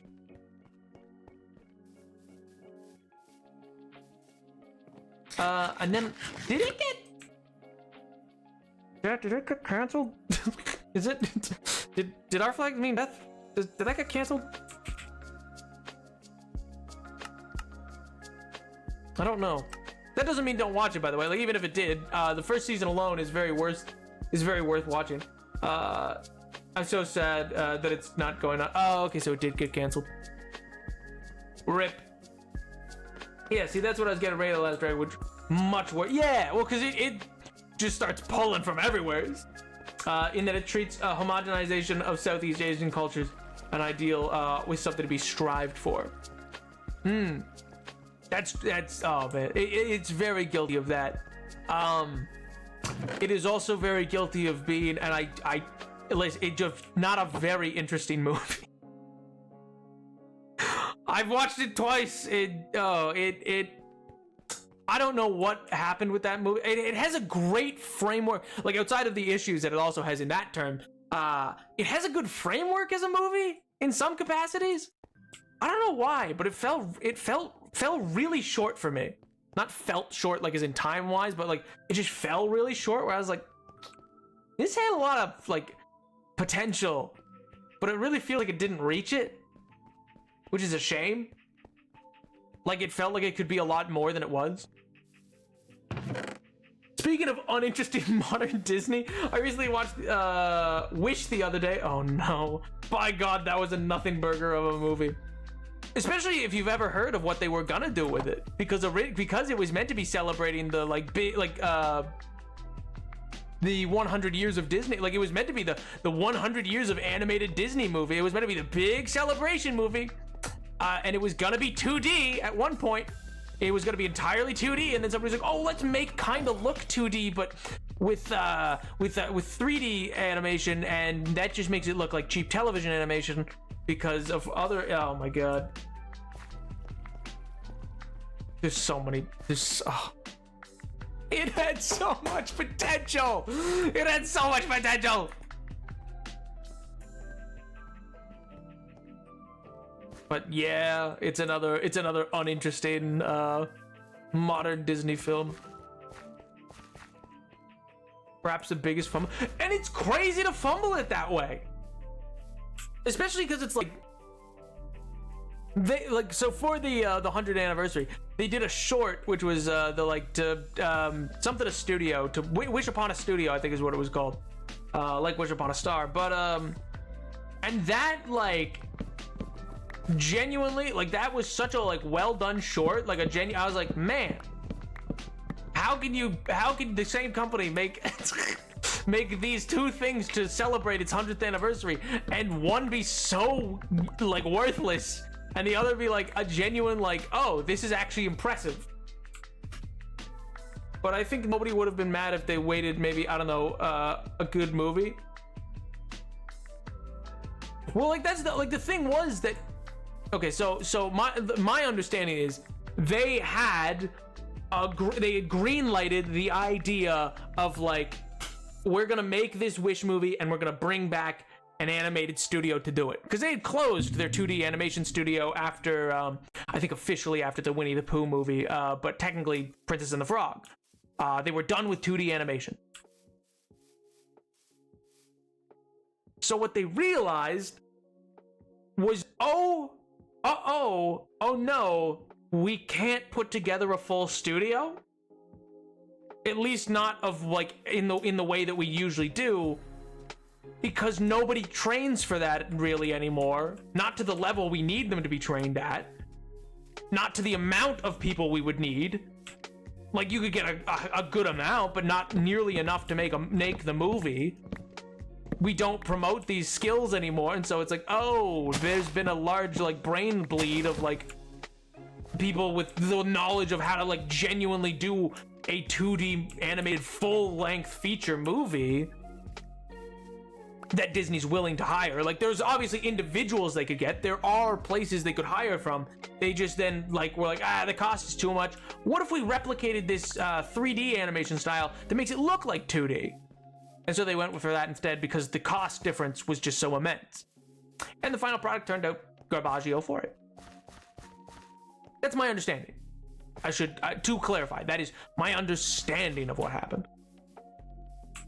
Along with a bunch of other, like, bigwig meddling. Oh, man. It's just a shame. It could have been something really cool. There's so many times where there's, like, potential. And then often it's just like a producer gets too involved and you're like, no, come on. You're just the money guy. You don't know what you need. You don't know what you want. Come on, please.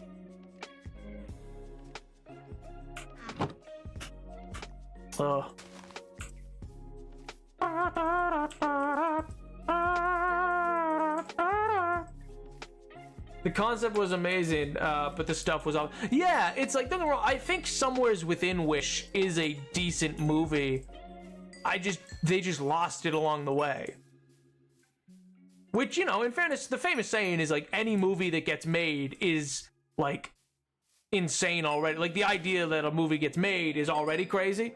Because like so many moving parts happen in movies. Like, so many movies die like in the creation phase. There's so many movies that we'll just never hear of because they started and then died. Or just think of like how many projects have been announced. Go back to 2019 or 2018 to D23 2018 2019 and look at all the promotion of how many movies that were set to be made.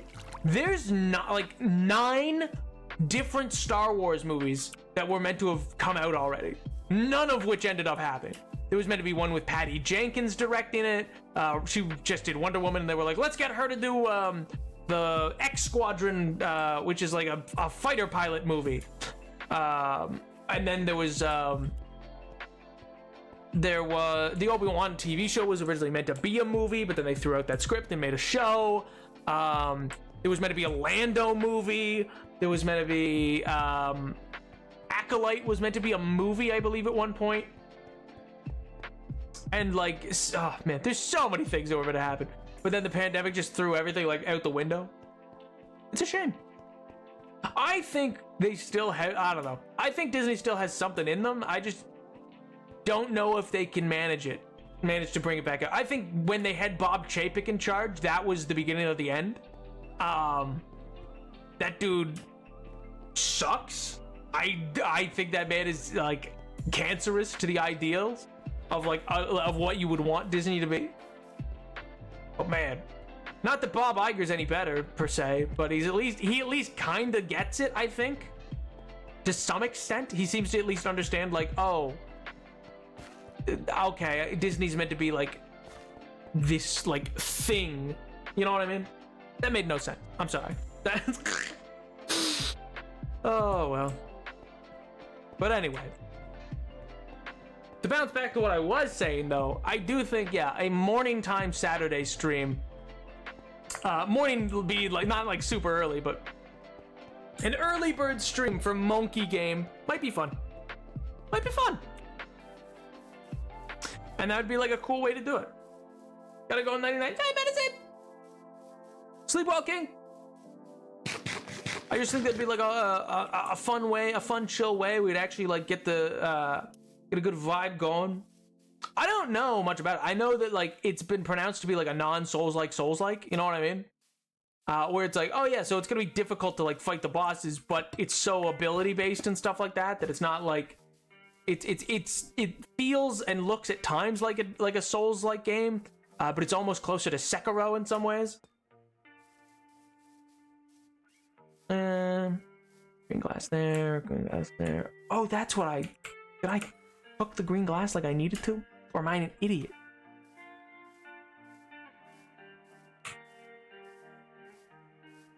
But yeah. And I think, you know, yeah, morning just gives those people who are in like a different time zone an actual chance to watch the stream and not like and not be dead tired like, God, nap please. It's like midnight. Why are you doing this? Why? Oh, it's the challenge of a Souls game, but less of the mechanics. That's what I'm hearing. Yeah, and it's more. Yeah, it's much more like fast-paced in some ways. Less methodical of like the roll. Okay, one swing. Roll. One swing. Because it's a lot more bombastic fighting is what I've heard. What are we talking about? The Sun Wukong game. Black Myth Sun Wukong was yeah, so like the monkey game is what I was calling it. But that was the sub goal, just because I was like, oh yeah, if people want, because there's a big new game that came out. And then there's a Saturday stream that we already had a sub goal to get a Saturday stream that I've been meaning to book for a while. And then I was like, oh, you know what? I'll do that on that stream. And then I was like, oh, you know what might be fun is to play that game on the Saturday stream and then do it like a little earlier in the day, like a morning for me stream, so that like it's more like chill and people can just hop in if they want, but don't if they're in like Europe or in like Asia and Australia and stuff like that. It's not like midnight. Still on the fence about that one. Yeah, like I'm very blind on it. Like I really don't know anything about it. I've avoided, outside of like seeing reviews be like, oh, it's really good, and I was like, oh, okay. That's been like the only thing I've heard. I've not watched anybody really play it. I've seen a few clips of some fights and they seem wacky. It seems power fantasy-esque, but like still difficult. Of the stuff I have seen though, I do wish it was a little brighter.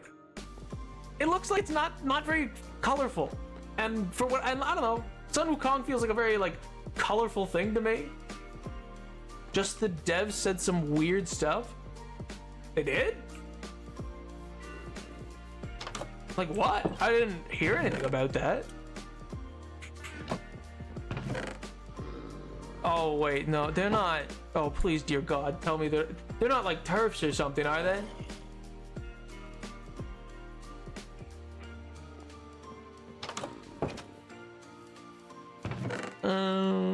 Nope, that glass is meant to be there.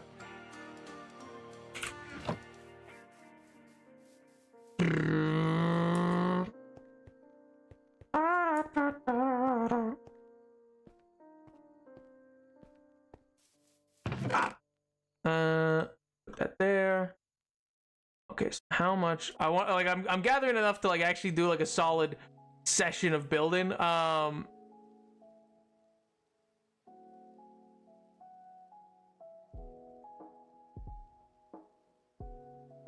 Okay.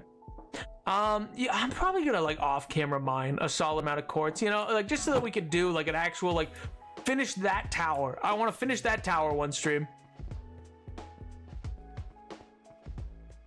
Feminist propaganda in the marketing of the game, huh?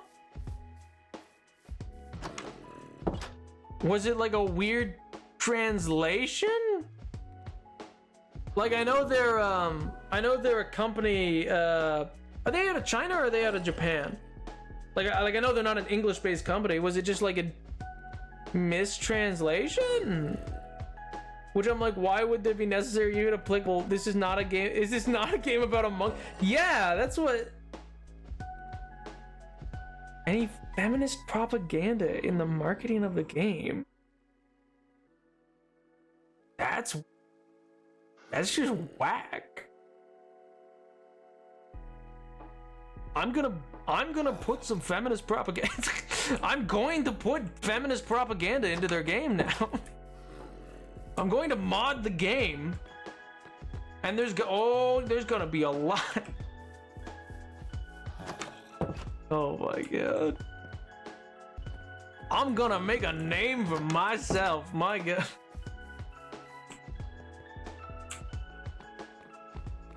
Are you a feminist now? Yeah, yes? What do you mean? I'd hope that a bit obvious. I don't like that. Unfollow. /J or not king. You know, don't let the door hit you. Oh my god. I know you're just being such a. But yeah, oh my god. What a weird stance to take. I'll look into it after stream, but I assume it's just they were. I'll hope it was just like a weird mistranslation and they were just like, hey. Wow, I mean, like, I still think it's, even if it's just like, don't be political about it, that's still weird. We just said drop feminist literature. Oh, my feminist literature. Oh, good heavens.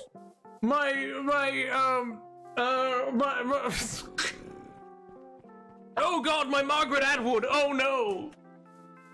Oh sweet Jesus. Oh no, my Zevna Mirskov. Oh.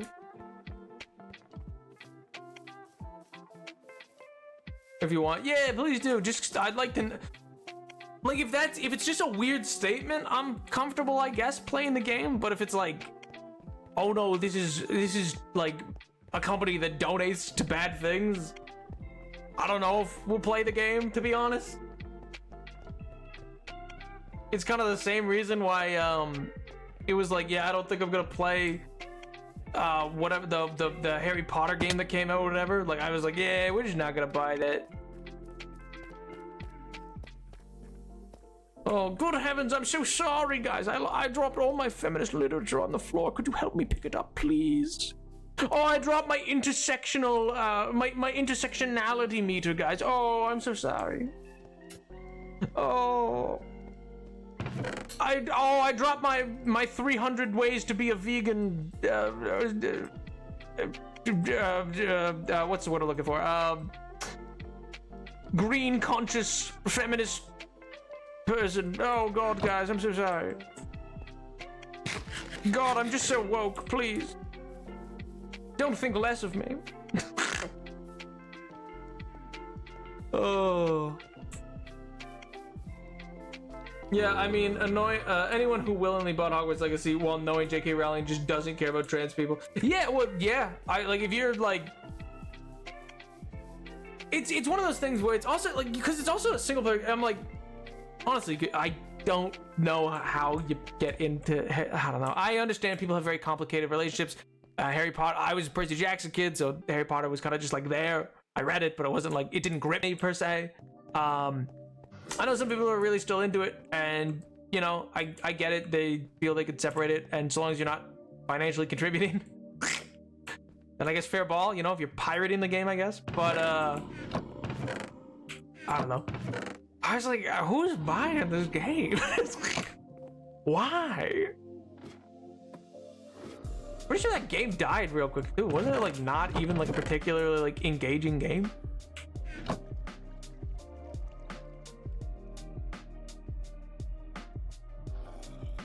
I was doing a clip, watch it, this new layout, what, huh? What? Oh my God. It's just such an odd choice. I was a huge Harry Potter kid. Confronting how problematic it was very uncomfortable, but I still did it because, yeah, well, and that's the thing, is it's like, don't get me wrong, I can't fault, I don't think I can fault people for still reading it or like engaging with it if it's non-financially, like, you know what, like if they're buying like secondhand copies of the book or something like that. I don't know if I can fault that, because it's like, you know, there's lots of really good books that are lots of really that are incredibly problematic. Pretty well any book from like the previous century. Much in the same way that it's like yeah, like any Lovecraftian material. My favorite thing is that fans of Lovecraftian material are kind of just like, yeah, that dude sucks. Anyway, here, come look at this cool wacky monster. You know what I mean? Like being able to be like, yeah, no, that dude was horrible. But you know, forget him. Look at this cool monster. What I meant to say was I was doing a clip, what the frick is this new layout thing, because there's a new layout where it transforms it into a TikTok. Actually, that sounds kind of useful. You know how often I've had to take a clip and put it into like a different system to transform it into a 9x16?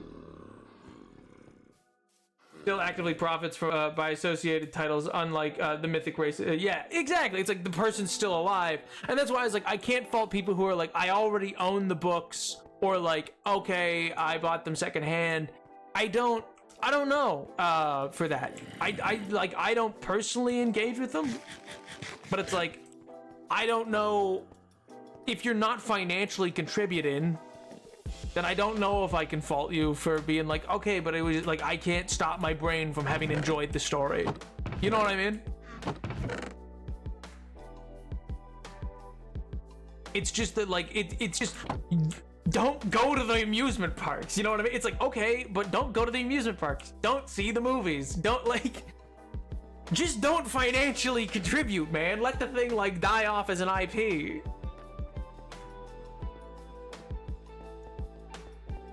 Because it's like, oh, well, yeah, but I don't really, like, she's only getting a couple of, okay, yeah, but she's going to directly take that money and spend it on harming people. Like, oh man, I really don't want to buy these books because the meat grinder's gonna take my money and use it to buy more meat grinders to put orphans in.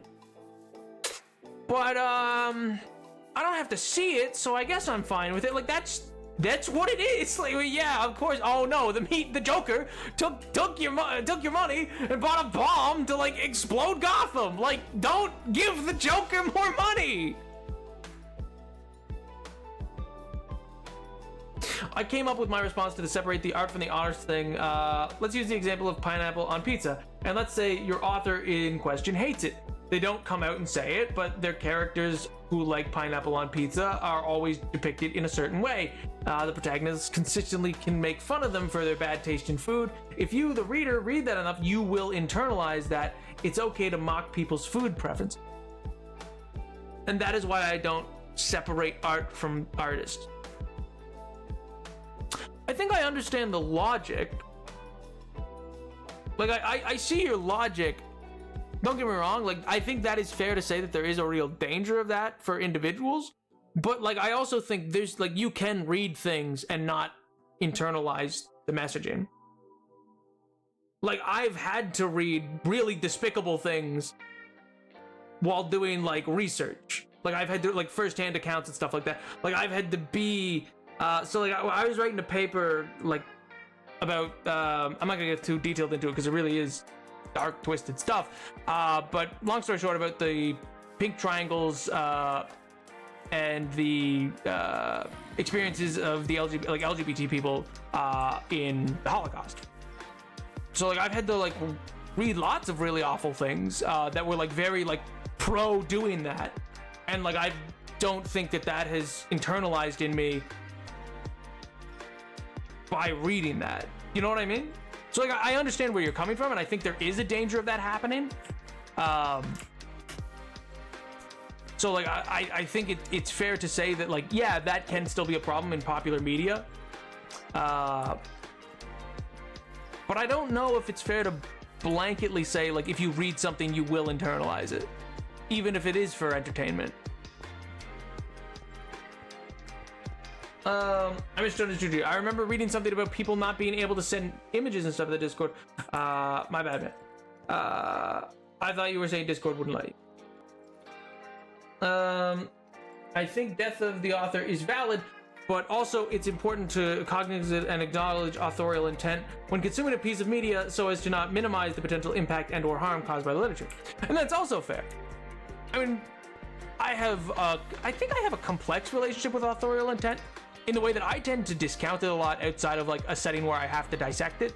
Not to say I discount it in the way that I'm like, oh, but I don't, yes, whatever. It's more like, often I don't care what an author meant in terms of, like, if you can find in subtext something there, an author can say, oh no, I didn't mean it for you to be that, but it's still there, is what I mean when I say I discount authorial intent.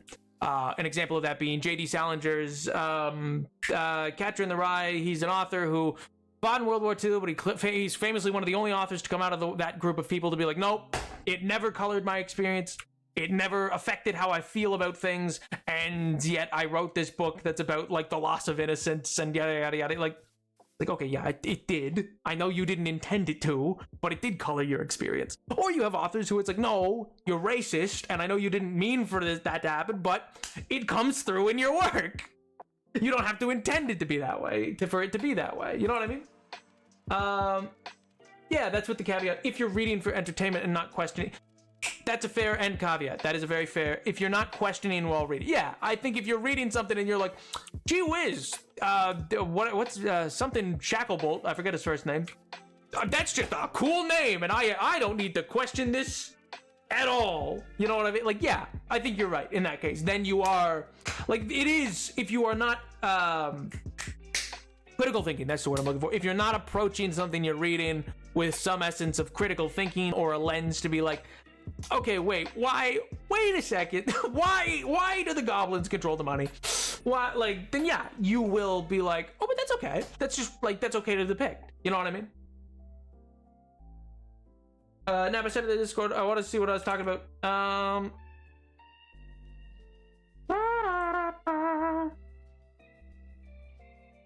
Oh, that is weird. I was kind of hoping it would be better than that. I thought it was going to be a system that like lets you stretch the video to fit the 9x16. Will is strong word, yeah. Now that I think about it, the phrase is like there's a yeah, and I think that's like a very fair assessment of like because a lot of people who will be like, oh, separate the art from the art. It's like the author is part of the work always. Authorial intent, I think, doesn't matter in the way that it's like, okay, they might not have intended for their prejudice to be seen in the book, but it can be.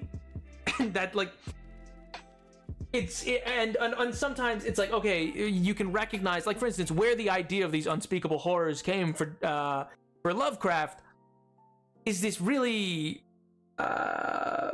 deep, like in like twisted level of racism, of like a severity that's like I don't even know how, like what else to compare it to, because it's not like, it is a hatred, but it's also like it's a fear of, it's a racism of fear,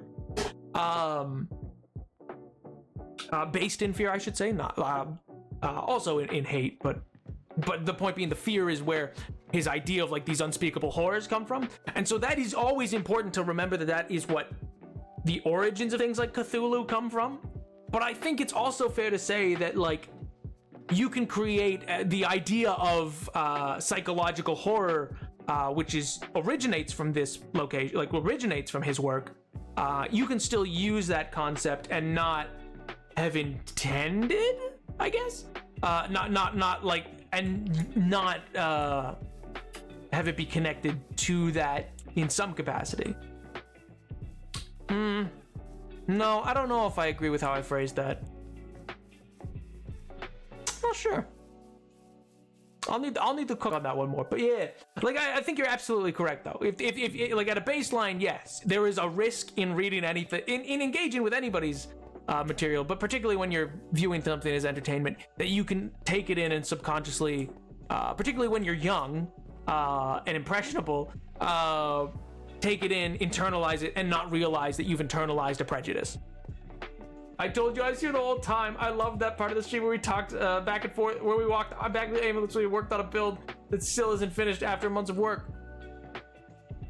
We didn't even work on that build today. We worked on stuff over there. Why are you like this? But yeah, it's one of those things. It's like I can't abide the idea. Oh yeah, because this all started. Yeah, I think if I'm gonna do some digging, because I don't think, in good conscience, if it's like, oh, actually this is like, for lack of a better word, like a kick type of video game distributor, and like if they're really like, if they back bad things, I don't think in good conscience we can play Monkey Game. In which case I'll switch it out for something else. But because much the same as like separate the work from the art, it's like, okay, but they're financially benefiting and we'll use those finances for bad things. See the bit where the white arrows of the phone, it stretches it. Oh, cool. Wasn't Lovecraft known to have paranoia and some other psychological conditions? Yeah, dude was nutty. I also agree with the idea, I think you're trying to convey, that you can take an idea, for example, beings beyond our comprehension, and try to separate from the author. Yeah, I guess that's what I'm saying. I'm saying like that concept, I think, can be taken and used and utilized. And even though it's like, I think it's important to realize that its origins come from a horribly racist individual trying to grapple with his own fears that are based in that prejudice. Not to like prevent them, but like he's like trying to communicate like his level of fear, like that it's a mind-breaking level of fear. But I think that can be separated in the sense that like you could, in your own book, write a psychological horror that's that way and that is mind-breaky, and not have its origins be that, if that makes sense. Like you could be like, yeah, I take inspiration from Lovecraft, but not inspiration from his source of inspiration. if that makes sense. But it's an odd thing. I don't know why. I don't know. Especially when like it's crazy when it's like sure, there's lots of things that people like, you know, there's no ethical consumption under capitalism and yada yada yada, and it's crazy that there's people who can still go along with, and Harry Potter's just the easiest example, but go along with that when it's like so transparent of how it's negatively affecting people. You know what I mean? Like how it's so transparent that you're funding hatred is crazy. But yeah, this is a really bummer place to end stream, to be honest, but that is what we're gonna call it for today. I'm sorry, I didn't mean to spend the last 20 minutes deep diving into that. It's just a topic that caught my mind, I guess. But either way, I hope you all had a fantastic time. I hope you have a wonderful rest of your evening. I hope you have a fantastic rest of your week, and I'll see you next time. Bye, Jen. Bye. Bye, Jen. Bye. Bye. Bye, Jen.